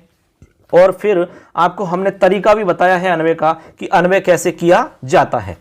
तो ये आपके जो श्लोक है, देखो पहला श्लोक है आपका, ये देखो, विद्याम च यस्तद वेदो भयम से अविद्या मृत्युम तीर्थः विद्यामृतमश्नुते ही। सबसे पहले तो आप देखिए कि ये कहाँ से आया भाई, ये आपका कौन से पार्ट में से आया है, आपको ध्यान में आ गया होगा किस पार्ट का है आपके, ये आपने पढ़ लिया होगा, पहला पार्ट है शायद आपका, ये पहले पार्ट में से तो है, ये आपको पहले पार्ट में दिया हुआ है ये श्लोक।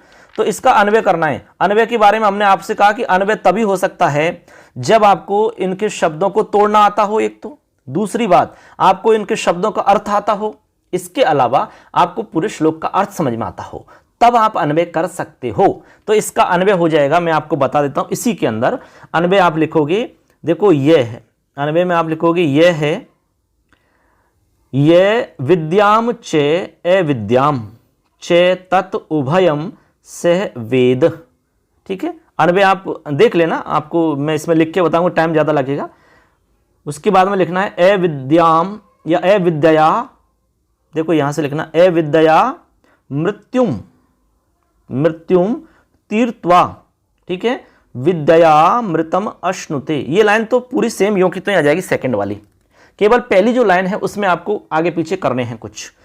सबसे पहले तो आपको यह लिखना है पहली लाइन में, यह है विद्याम चे अविद्याम चे तत् उभयम सह वेद है, इस तरह से। और दूसरी लाइन सेम यों की तो लिख देनी है, ये आपका अन्वय हो गया, ठीक है, इस तरह से। क्लियर है, अन्वय हो गया। आपको इसमें 2 नंबर मिल जाएंगे, केवल अन्वय आपको लिखना होगा। आगे चलिए, अगला सवाल है हमारा 10 नंबर। 10 नंबर जो सवाल है आपका, देखिए क्या है। 10 नंबर सवाल है अधोलिखित पदानाम शब्दानाम अर्थम लिखत, यानी इनका अर्थ आपको लिखना है। देखो परिवाह, परिवाह का अर्थ क्या होता है, निकास, परिवाह का मतलब निकास। उसके बाद में रसालय का मतलब आम्र वृक्ष, रसालय यानी आम्र वृक्ष। दुर्दांत्य का मतलब भयंकर होता है, ठीक है, खतरनाक भयंकर।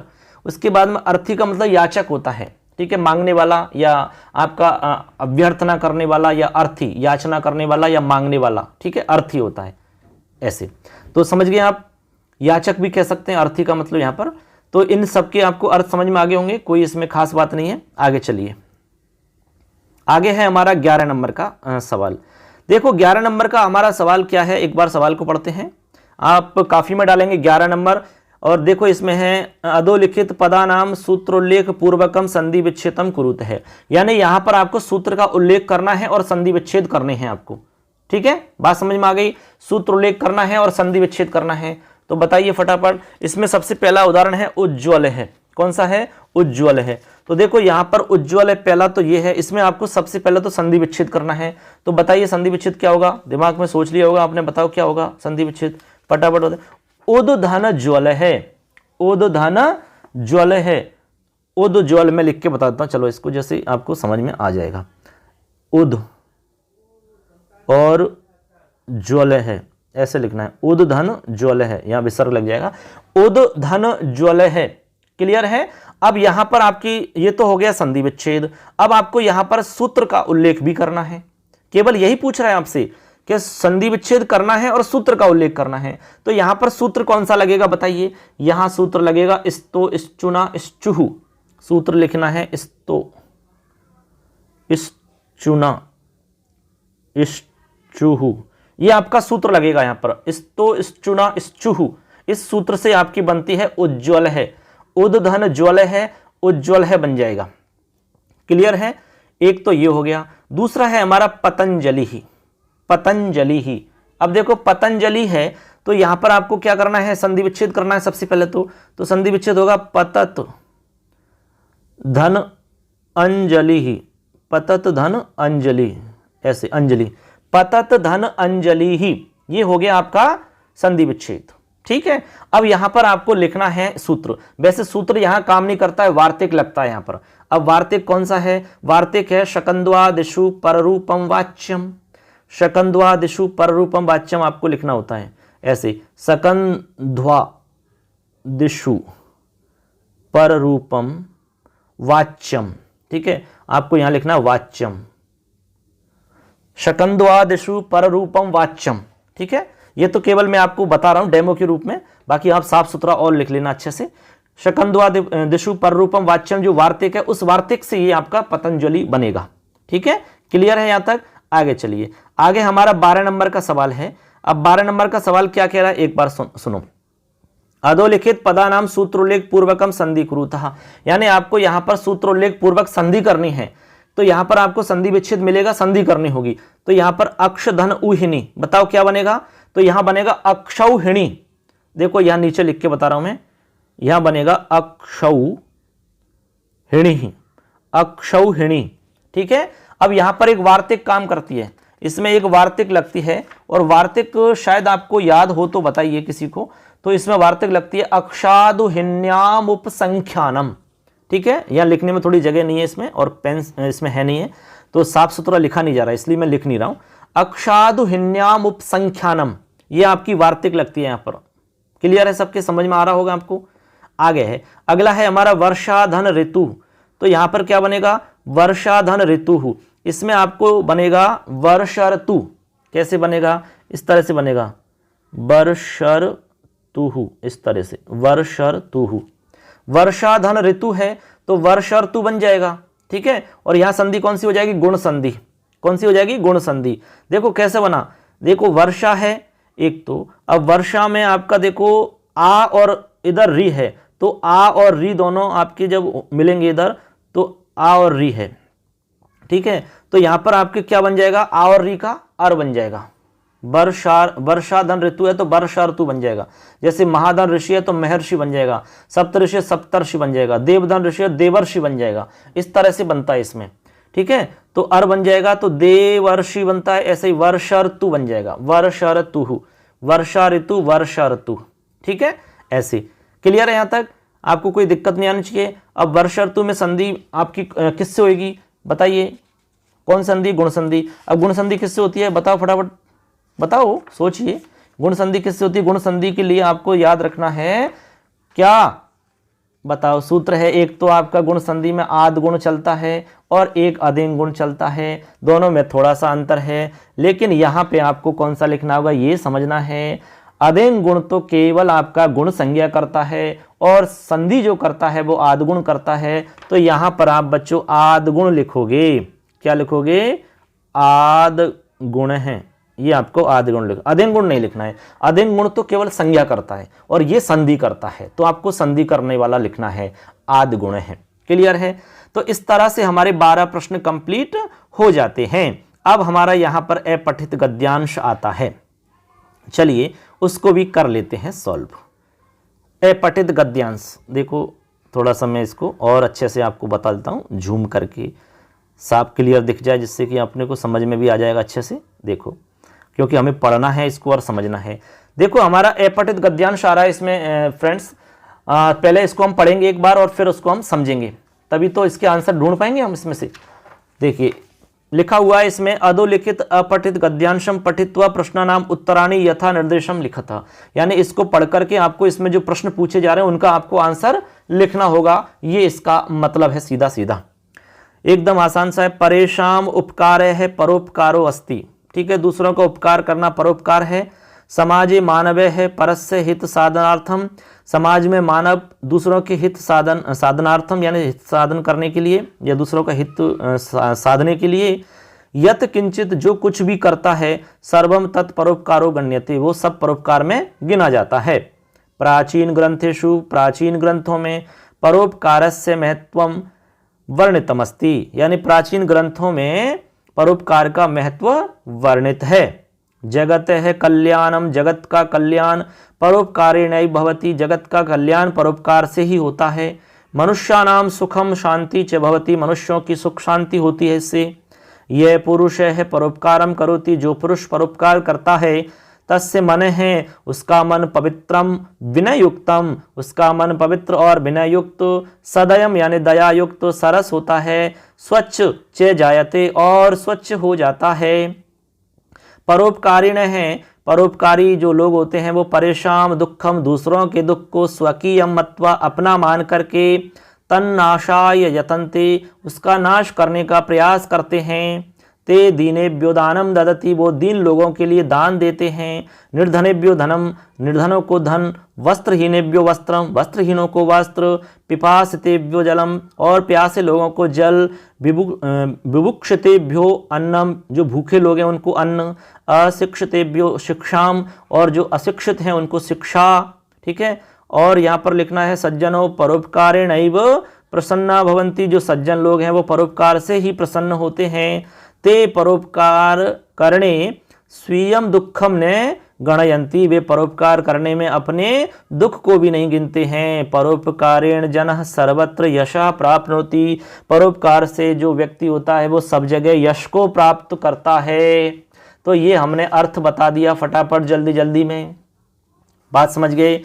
तो अब आपको समझ में आ गया होगा, अर्थ हमने समझा दिया है। अर्थ यदि आपको समझ में आ जाता है तो फटाफट आंसर ढूंढ लोगे आप, फिर तो टाइम ही नहीं लगेगा आपको बिल्कुल भी। चलिए अब हम आंसर ढूंढ रहे हैं इसके, ठीक है। चलो मैं इसको थोड़ा देखने देता हूं क्योंकि आंसर इसी में से ढूंढेंगे, आपको बताऊंगा मैं कैसे ढूंढते हैं। देखो सबसे पहला हमारा प्रश्न है इसमें, देखिए एक पदेन उत्तरतः, इस बात को थोड़ा ध्यान से देख लेना, इसमें एक पद में उत्तर देना है, इसको आपको समझ लेना है। देखो इसमें आपके एक पद उत्तर वाले केवल 2 प्रश्न आएंगे आपको, इसमें हमने 4 लिख दिए हैं, तो यहाँ अथवा की वजह से लिख दिया हमने 4 प्रश्न कि या तो आप इन दो को कर लो या फिर बाद वाले 2 को कर लो, किसी को 2 को कर लो आप। तो पहला सवाल है हमारा इसमें, देखिए कस्य कल्याणम परोपकारेण भवति, कह रहे हैं कि किसका कल्याण परोपकार से ही होता है। बताओ किसका होता है, परोपकार से किसका कल्याण होता है, बताओ इसमें ढूंढो आप, परोपकार से किसका कल्याण होता है। तो ये हमारा सवाल है, तो आपको इसमें ढूंढना है कि आपको कहाँ मिलेगा। समाजे मानवे परस्य हित साधन यत् किंचित करोति, परोपकार है, ठीक है, परोपकार देखो इसमें मिल जाएगा आपको। जगत है कल्याणम परोपकारेण नैव भवति, तो जगत का कल्याण परोपकार से होता है। हम आपको बताना चाह रहे हैं कि भाई इसमें कैसे ढूंढना है आपको। तो इसमें लाइन मिल गई जगत है कल्याणम परोपकारेण नैव भवति। अब यहाँ पर आपको जगत है लिखना है, ये आपका आंसर है, क्योंकि एक पद में आपसे पूछा जा रहा है तो जगत है आपको लिख देना है, सिर्फ जगत है और कुछ भी नहीं लिखना है। अब मान लो कि आपको लाइन तो मिल गई कि जगत है कल्याणम परोपकारेण नैव भवति मनुष्यानाम सुखम शांति च भवति, लेकिन आपको समझ में नहीं आ रहा है कि भाई इसका अर्थ क्या है, इसमें कौन सा एक पद है उत्तर वाला जिसमें उत्तर छुपा हुआ है। ये पूरी लाइन तो आपको मिल गई, लेकिन आपको ये पता नहीं चल रहा कि इसमें ये शब्द उत्तर है कि ये शब्द उत्तर है कि ये शब्द उत्तर है कि ये शब्द उत्तर है या ये वाला शब्द उत्तर होगा। तो ऐसी स्थिति में इमरजेंसी केस कहलाता है ये। ऐसी स्थिति में आपको तरीका बता रहे हैं, इस पूरी लाइन को उतार दीजिए, काम चल जाएगा, आधा नंबर तो मिल ही जाएगा। ये इमरजेंसी केस है, ठीक है, सामान्य स्थिति में नहीं करना, इमरजेंसी में तब करना है। तो जगत है लिख दिया आपने, आंसर हो गया। अगला सवाल, अब इसमें दूसरा सवाल है आपका परोपकारेण, देखो यहां पर एक बार सवाल पढ़ो। परोपकारेण जने है सर्वत्र किम प्राप्नोति, परोपकार से मनुष्य सभी जगह क्या प्राप्त करता है। देखो नीचे नीचे लाइन लिख रही है, ये देखो परोपकारेण जने है सर्वत्र यशः प्राप्नोति, तो उत्तर हो जाएगा यश है। क्या, यशः प्राप्नोति, यश प्राप्त करता है, क्या, यश। अगला सवाल है, वैसे 2 ही करने हैं लेकिन मैं 4 हैं तो 4 बता देता हूं, कोई बात नहीं है। परेशान उपकार के अस्ति, परेशान यानी दूसरों का उपकार क्या कहलाता है, तो उत्तर हो जाएगा परोपकार है। पहली लाइन लिख रही है परेशान उपकार है परोपकार अस्ति, ठीक है। अगला सवाल है इसमें लास्ट, मनुष्यानाम सुखम शांति च केन भवति, मनुष्यों के लिए सुख शांति किससे होती है? तो आंसर हो जाएगा परोपकारेण। ठीक है, किससे होती है? परोपकारेण। ये लिखा हुआ है मनुष्यानाम सुखम शांति च भवति परोपकारेणैव। तो इस तरह से हमारा ये सवाल कंप्लीट हो जाता है। अब इसके बाद में हमारा पूर्ण वाक्य में उत्तर पूछ रहे हैं हमसे, किसमें? पूर्ण वाक्य में उत्तर। तो ये देखो 14 नंबर पे पूर्ण वाक्य में उत्तर। चलो मैं इसको गद्यांश को छुपाता नहीं हूँ, गद्यांश तो देखना पड़ेगा आपको, तभी तो ढूंढ के उत्तर बताएंगे। तो गद्यांश दिखता रहेगा तो ये उत्तर हम ढूंढ पाएंगे। अब देखो यहाँ पर पूर्ण वाक्य में आपसे पूछ रहा है, तो देखो पहला सवाल है सज्जनाः केनैव प्रसन्ना भवन्ति। सज्जनाः यानी सज्जन लोग किससे प्रसन्न होते हैं? सज्जना किससे प्रसन्न होते हैं? तो उत्तर लिखना है परोपकारेणैव। तो आपको पूर्ण वाक्य में लिखना है सज्जनाः परोपकारेणैव प्रसन्नाः भवन्ति। बस उत्तर हो गया, परोपकारेणैव लिखना है आपको बस। अगला है आपका परोपकारिणः मनः कीदृशम जायते। परोपकारियों का जो मन है वो कीदृश हो जाता है, किस तरह का हो जाता है? तो आपका देखो यहाँ से है, ये इस तरह से यहाँ से मिलेगा, ये पुरुष परोपकारम करोति तस्य मना। तो आपको आंसर यहाँ से लिखना है, तस्य मने है पवित्रम विनयुक्तम सदयम सरसम स्वच्छम च जायते। ये आपका उत्तर हो गया। ठीक है, ऐसे आगे चलिए। 15 नंबर का सवाल है भाषा संबद्ध कार्य। इसमें आपके ग्रामर वाले कुछ सवाल हैं। यतन्ते इति क्रियाया कर्तृपदम किम। यतन्ते जो है आपका, इसमें आपको बताना है क्या? कर्तृपद। तो देखो यतन्ते का कर्तृपद है परोपकारिण है। क्या है? परोपकारिण है। देखो इसमें आपको लिखा मिलेगा कहीं परोपकारिण है। इसमें आपको गद्यांश में ढूंढो, यतन्ते कहाँ लिख रहा है? ये लिख रहा, देखो गद्यांश में जाइए आप, ये लिख रहा आपका परोपकारिण है परेशान दुखम स्वकीयम मत्वा तन्नाशाय यतन्ते। तो यहाँ पर परोपकारिण आएगा उत्तर, ये आपका कर्ता हो जाएगा परोपकारिण है। आगे चलिए, पवित्रम मन है अत्र विशेष्य पदम किम। यहाँ पर विशेष्य पद बताना है, तो मन की विशेषता है पवित्र होना, तो मन विशेष्य हो गया, तो लिख दोगे मन है। आगे है उपर्युक्त गद्यांशे सज्जनाः इति संज्ञा स्थाने सर्वनाम पदम किम प्रयुक्तम। यहाँ पर आपको जो कह रहे हैं ना सज्जनाः, इसके स्थान पे आपको क्या पद लिखें? यानी संज्ञा स्थान पे सर्वनाम पद बताना है। सज्जना तो आपका संज्ञा है, इसमें सर्वनाम बताना है, तो सिंपल है, आपको ते लिख देना है, ते। बस ढूंढ लेना, आप मिल जाएगा। उसके बाद में सुखम इति विलोम शब्द, सुख का विलोम शब्द दुखम। आगे लास्ट आपका उपर्युक्त गद्यांश का शीर्षक बताना है, तो शीर्षक हो जाएगा परोपकार है। क्या हो जाएगा इसका शीर्षक? परोपकार है। एकदम आसान है, परोपकार आपको शीर्षक लिख देना है। तो ऐसे करके हमारा कंप्लीट हो जाता है ब भाग। अब चलिए हमारा खंड से, अब हमारा खंड से आ जाता है। खंड से में आपको देखो क्या करना है, देखिए खंड से के अंदर आपको अधोलिखिता नाम कयो द्वयो हो से प्रसंग हिंदी भाषाया भावार्थ लिखता। आपको हिंदी भाषा में भावार्थ लिखने हैं कोई दो। अब दे तो बहुत सारे रखे हैं, लेकिन आपको केवल दो लिखने हैं। क्या लिखने? केवल दो।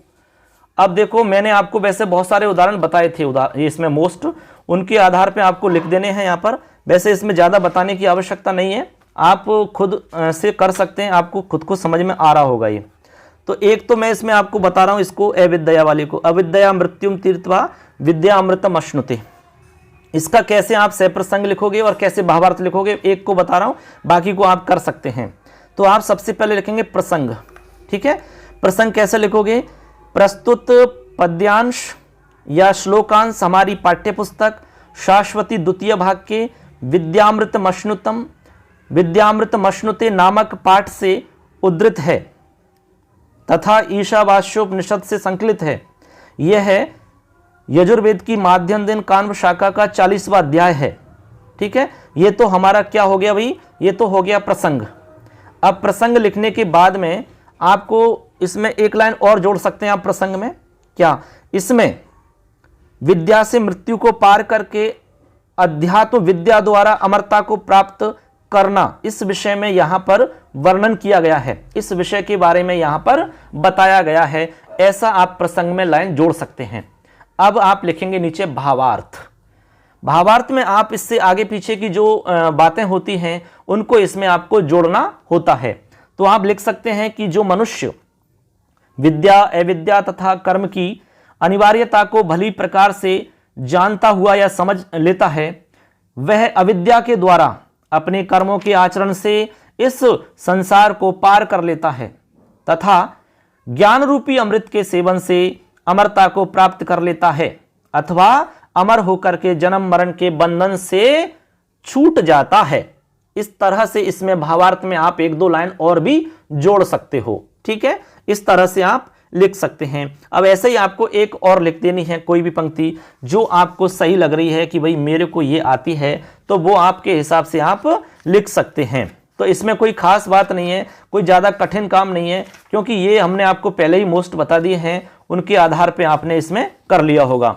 जैसे आप इसको कर लो, एक क्षीयन्ते खलु भूषणानि सततम भागभूषणम भूषणम, इसमें आप लिख देंगे प्रसंग में। मान लो प्रसंग लिखेंगे तो कैसे लिखेंगे, यह पद्यांश हमारी पाठ्य पुस्तक शाश्वती द्वितीय भाग के सूक्ति सुधा नामक पाठ से उद्धृत है तथा मूल रूप से यह भर्तृ हरिकृत नीति शतक से संकलित है। इसमें कवि कहता है कि विद्वानों की वाणी ही भूषण है, अर्थात आभूषण रूपी संपत्ति है, जिसके आगे सभी लौकिक आभूषण क्षीण हो जाते हैं, अर्थात नष्ट हो जाते हैं। ऐसा यहाँ पर प्रसंग में लिखना होता है। उसके बाद में आपको भावार्थ में सारी चीज़ें लिखनी होंगी। आपको आगे पीछे जो भी कुछ बताया गया है वो आपको भावार्थ में स्पष्ट करना होता है। जैसे आपने जो श्लोक पढ़ा है केयूरानी वाला, उसके अर्थ को आप स्पष्ट करते हुए भावार्थ लिख सकते हैं। जैसे कि कहा जाता है कि मनुष्य की शोभा को न तो कोई बाजूबंद सुशोभित करता है, न चंद्रमा के समान आपके श्वेत हार, न बार बार स्नान इत्यादि करने से, न आपके उपटन इत्यादि लगाने से, न फूल और बालों की सजावट करने से शोभा बढ़ती है। यदि मनुष्य के पास सुसंस्कृत वाणी है तो वही पुरुष को अच्छी प्रकार से सुशोभित करती है, क्योंकि अन्य सभी आभूषण नष्ट हो जाते हैं। संस्कृत वाणी रूपी आभूषण ही नित्य रूप से आभूषण रहता है, जो कि कभी भी आपका यह आभूषण नष्ट नहीं होता है। इसीलिए कहते हैं कि क्षीयन्ते खलु भूषणानि सततम भागभूषणम भूषणम, यानी वाणी रूपी आभूषण हमेशा आभूषण ही बना रहता है, कभी भी नष्ट नहीं होता है। इस तरह आप भावार्थ में लिख सकते हो। क्लियर है? आगे चलिए। आगे हमारा 18 नंबर का प्रश्न है। इसमें भी आपका क्या है, गद्यांश है। अब ये गद्यांश आपकी पाठ्य पुस्तक से है, तो इसको आप पढ़ लेना अच्छे से, एकदम सरल है, कोई दिक्कत नहीं है। श्री नायारस्य दायित्व ग्रहणस्य एक मासाभ्यंतरे बहुदिनेभ्य स्थगितानां विविध समस्यानामपि समाधानं जातं स्वकार्यं त्यक्त्वा अपरस्य सकारस्तस्य परम धर्मः स प्रतिमासं प्रथम दिवसे स्ववेतनस्य अर्धाधिकं भागं केरलं प्रेषयति स्म। तेनानुमीयते तस्य राज्येन से अस्ति कश्चित् संपर्कः। कानिचन मलयालम भाषायाः संवादपत्राणि अतिरिच्य कदापि तस्य नाम्नः किमपि पत्रमागतम् अति कोऽपि न जानाति, यानी इस विषय में कोई नहीं जानता है, ऐसा यहाँ पर मतलब है। देखो इसमें से कौन कौन से प्रश्न हैं, डायरेक्ट मैं प्रश्न बता रहा हूं, क्योंकि थोड़ा वीडियो लंबा होता जा रहा है, क्योंकि मैंने थोड़ा समझा दिया है, इसलिए टाइम तो लगता ही है। देखो पेपर, इतना बड़ा पेपर को समझाना बहुत बड़ी बात है। मैं कितनी कठिन परिश्रम करके, मेहनत करके, बिल्कुल पसीने से तरतर होता हुआ मैं आपको बता रहा हूँ, ये केवल मैं ही जानता हूँ। आगे देखिए, पहला हमारा सवाल है, अपरस्य सेकार है कस्य परम धर्म है, यानी दूसरों की सहायता करना किसका परम धर्म है। सिंपल है, इसमें आपको लिख देना है श्री नायारस्य।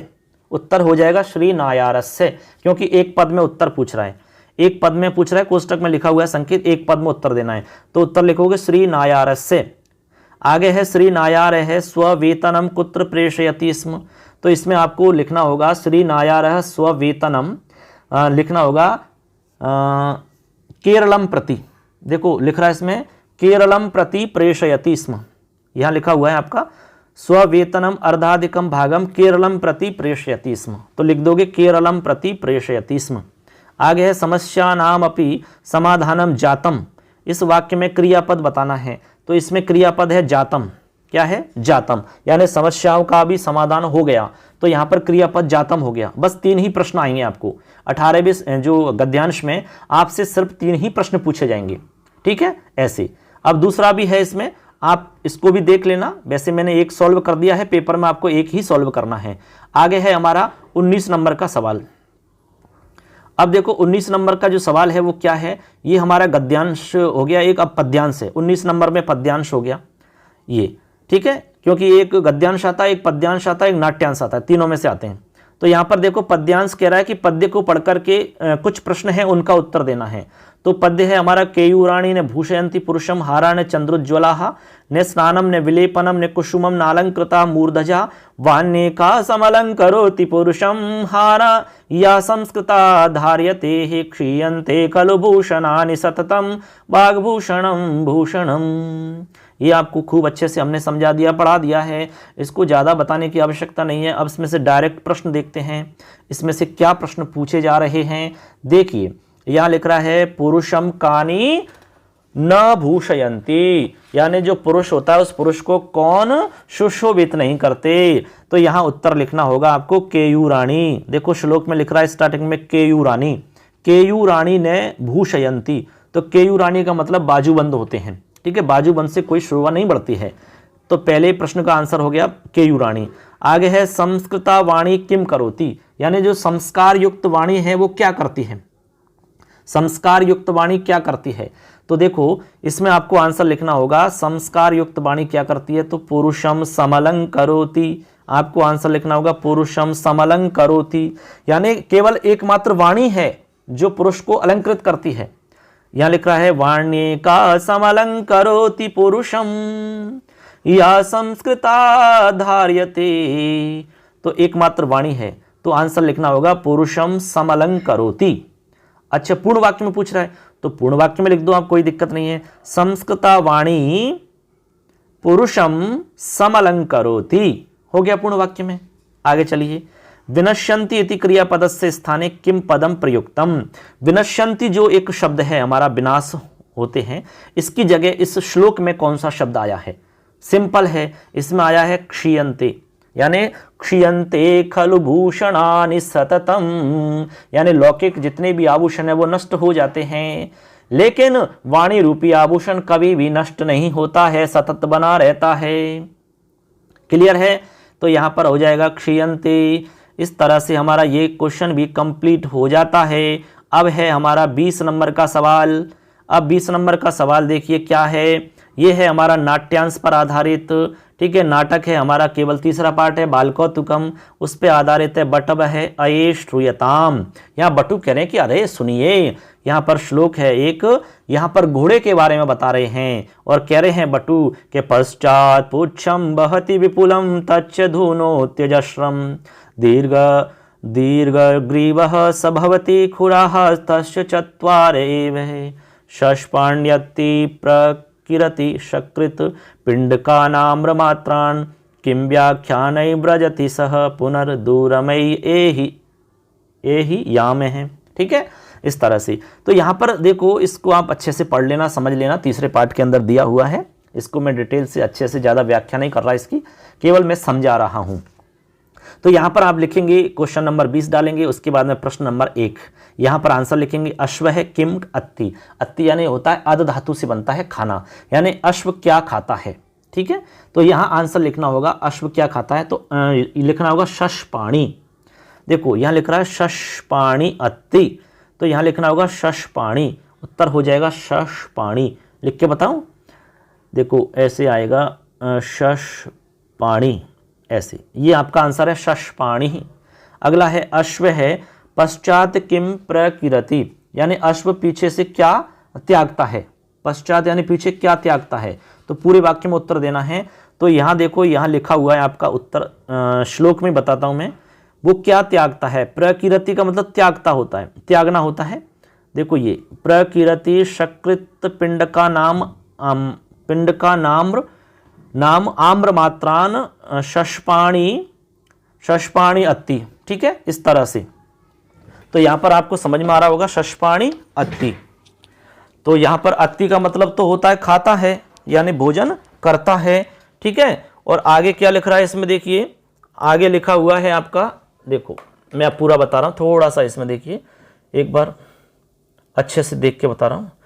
तो यहाँ पर हो गया आपका, देखो उत्तर लिख दोगे आप, शकृत पिंड का नाम आम्र मात्रान प्रकिरति, यानी वो मल त्यागता है। इस तरह से आप समझ लो कि मल के रूप में आम की सी आकृति वाले पिंड के समान मल त्यागता है। ठीक है, आम की सी पिंड के समान मल त्यागता है, ऐसा यहां पर मतलब है। आगे है तच्च धुनोति अजस्रम अत्र तत इति सर्वनाम पदस्य स्थाने संज्ञा पद प्रयोगम। यहाँ पर संज्ञा पद का प्रयोग बताना है, तो यहाँ पर हो जाएगा पुच्छम। क्या आएगा? पुच्छम। ऐसे पुच्छम लिख देना है, यानी वो पूंछ को हिलाता रहता है ना, तच्च, तो तत् की जगह पुच्छम आ जाएगा। क्लियर है? आगे चलिए, अब आगे दूसरा है, आपको इसको देख लेना है। तो इस तरह से हमारा 20वां हो जाता है। अब 21 नंबर का प्रश्न है हमारा बच्चों, लास्ट होने वाला है, 21 नंबर का है।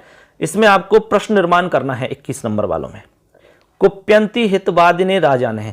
अब देखो राजा ने जो है हमारा, राजा ने कहाँ बनता है? राजा राजानो राजा ने है, बहुवचन बनता है, तो आपको लिखना है के कऊ के, आपको के लिख देना है।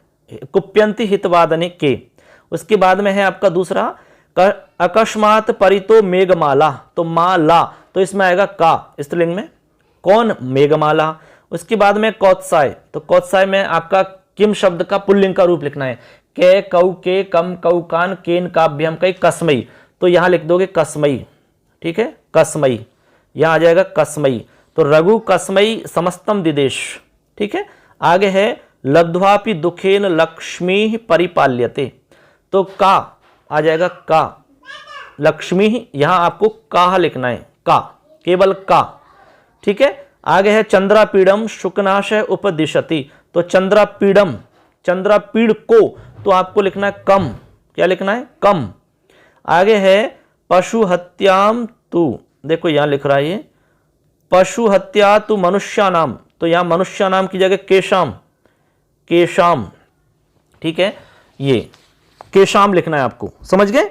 तो इस तरह से आपके ये प्रश्न निर्माण हो जाएंगे। क्लियर है कि नहीं? आगे चलिए, आगे है हमारा देखो 22 नंबर का सवाल। 22 नंबर में कह रहा है कि आपको वाक्य बनाने हैं। अब इसमें 6 वाक्य हैं, तो 6 के 6 ही बनाने हैं आपको।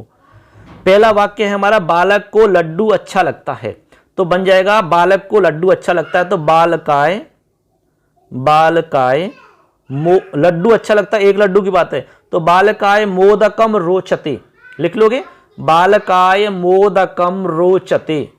क्लियर? अगला है वृक्ष से पत्ते गिरते हैं। अब बहुवचन का लिखा है हमने, वृक्ष से पत्ते गिरते हैं, तो यहां लिखना होगा वृक्षात, वृक्षात पत्राणि पतंती, क्योंकि पत्ते बहुत सारे हैं, तो वृक्षात पत्राणि पतंती लिख लोगे ऐसे। आगे चलिए, आगे है आपका सीता ने एक पत्र लिखा, सीता ने एक पत्र लिखा। ठीक है, अब लिखा बहुवचन है, वो सॉरी ये है आपका भूतकाल का लिखा, तो अलिखत आएगा, तो यहां पे आएगा सीता एकम पत्रम अलिखत, सीता एकम पत्रम अलिखत। ठीक है, आगे चलिए, मैं कक्षा 12वीं में पढ़ता हूं, तो यहां सिंपल है, अहम द्वादशमी कक्षायाम पठामी, द्वादशमी, द्वादश 12, द्वादशमी कक्षायाम पठामी। ठीक है, द्वादशमी कक्षायाम पठामी। अगला है पिताजी को नमस्कार, तो इसमें लिख दो आप, नमः के योग में चतुर्थी होती है, तो पिता का रूप बोलना है पिता, पितरो पितरे, पितरम पितरो पितरीन, पित्रा पितृभ्याम पितृभि पितृ, तो पितृ नमः हो जाएगा, पितृ नमः। आगे है गंगा हिमालय से निकलती है, तो इसमें आएगा गंगा हिमालयात प्रभवती, गंगा हिमालयात प्रभवती। तो इस तरह से हमारे वाक्य हो जाते हैं सारे के सारे कंप्लीट। ठीक है, आगे चलिए, लास्ट प्रश्न है बच्चों हमारा, अधोलिखितेषु कमपि विषयम स्वीकृत्य 50 से 60 शब्देषु संस्कृत भाषायाम लघु निबंधम लिखत। कोई एक विषय को स्वीकार करते हुए आपको 50 से 60 शब्दों में लघु निबंध लिखना है, तो यहां पर आप लगभग 7-8 लाइन लिख देना है, या तो परोपकार के ऊपर लिखो या सत्संगति के बारे में लिखो। ठीक है, कोई भी आप, जो भी आपको अच्छा लगे वो टॉपिक आप चयन कर सकते हो। क्लियर है? तो इस तरह से बच्चों हमने आपको पूरा पेपर सॉल्व करवाया है। इसी तरह से आपका पेपर बोर्ड में आएगा और इसी तरह से आपको सॉल्व करना है, कैसे आंसर लिखना है, किस तरह से आपको करना है, हमने पूरा डिटेल से बताया है आपको। आशा करते हैं आपको बहुत अच्छे से समझ में आ जाएगा, आपको इससे लाभ मिलेगा, फायदा मिलेगा। तो इसका अभ्यास जरूर करें, इसको देखें, अपने दोस्तों को शेयर करें। और हमारा मोबाइल एप्लीकेशन है मिशन करियर क्लासेज, इसको आप प्ले स्टोर से जरूर डाउनलोड करें। ठीक है, तो इस तरह से आपको समझ में आ गया होगा। काफ़ी लंबा हमारा ये सेशन रहा है, काफ़ी प्रयास करने के बावजूद हमारा ये काम अभी चल ही रहा है। कुछ चीज़ें और बताना चाह रहे थे लेकिन समय के अभाव के कारण नहीं बता पा रहे हैं। तो ठीक है बच्चों, आशा करते हैं कि आप अच्छे से तैयारी कर रहे होंगे और आपको अच्छे से सब कुछ समझ में आ रहा होगा। तो ये हमारा पूरा पेपर हो गया कंप्लीट। इसको अच्छे से देख लेना, समझ लेना, इसको दोबारा सुन लेना, 3 बार सुन लेना। जब भी आप फ्री बैठे रहें तो सुनते रहना, ऐसे ही आपको सॉल्व करना है। तो धन्यवाद सबके लिए, अच्छे से आपने सुना है, अच्छे से आप तैयारी करते रहो। बेस्ट ऑफ लक एग्जाम के लिए आपको बहुत बहुत शुभकामनाएं। अच्छे से आप पेपर की तैयारी करो और अच्छे नंबर लेके आओ आप, ठीक है। यही हमारी आशा, उम्मीद और विश्वास है। तो लास्ट में हम सबसे कहना चाहेंगे कि खिलते रहो गुलाब की तरह, हर गम से रहो आज़ाद, दुखों का करना पड़े ना तुम्हें सामना, यही है हमारी शुभकामना। बहुत बहुत शुभकामनाएं सबके लिए। धन्यवाद। जय हिंद, जय भारतम, वंदे मातरम।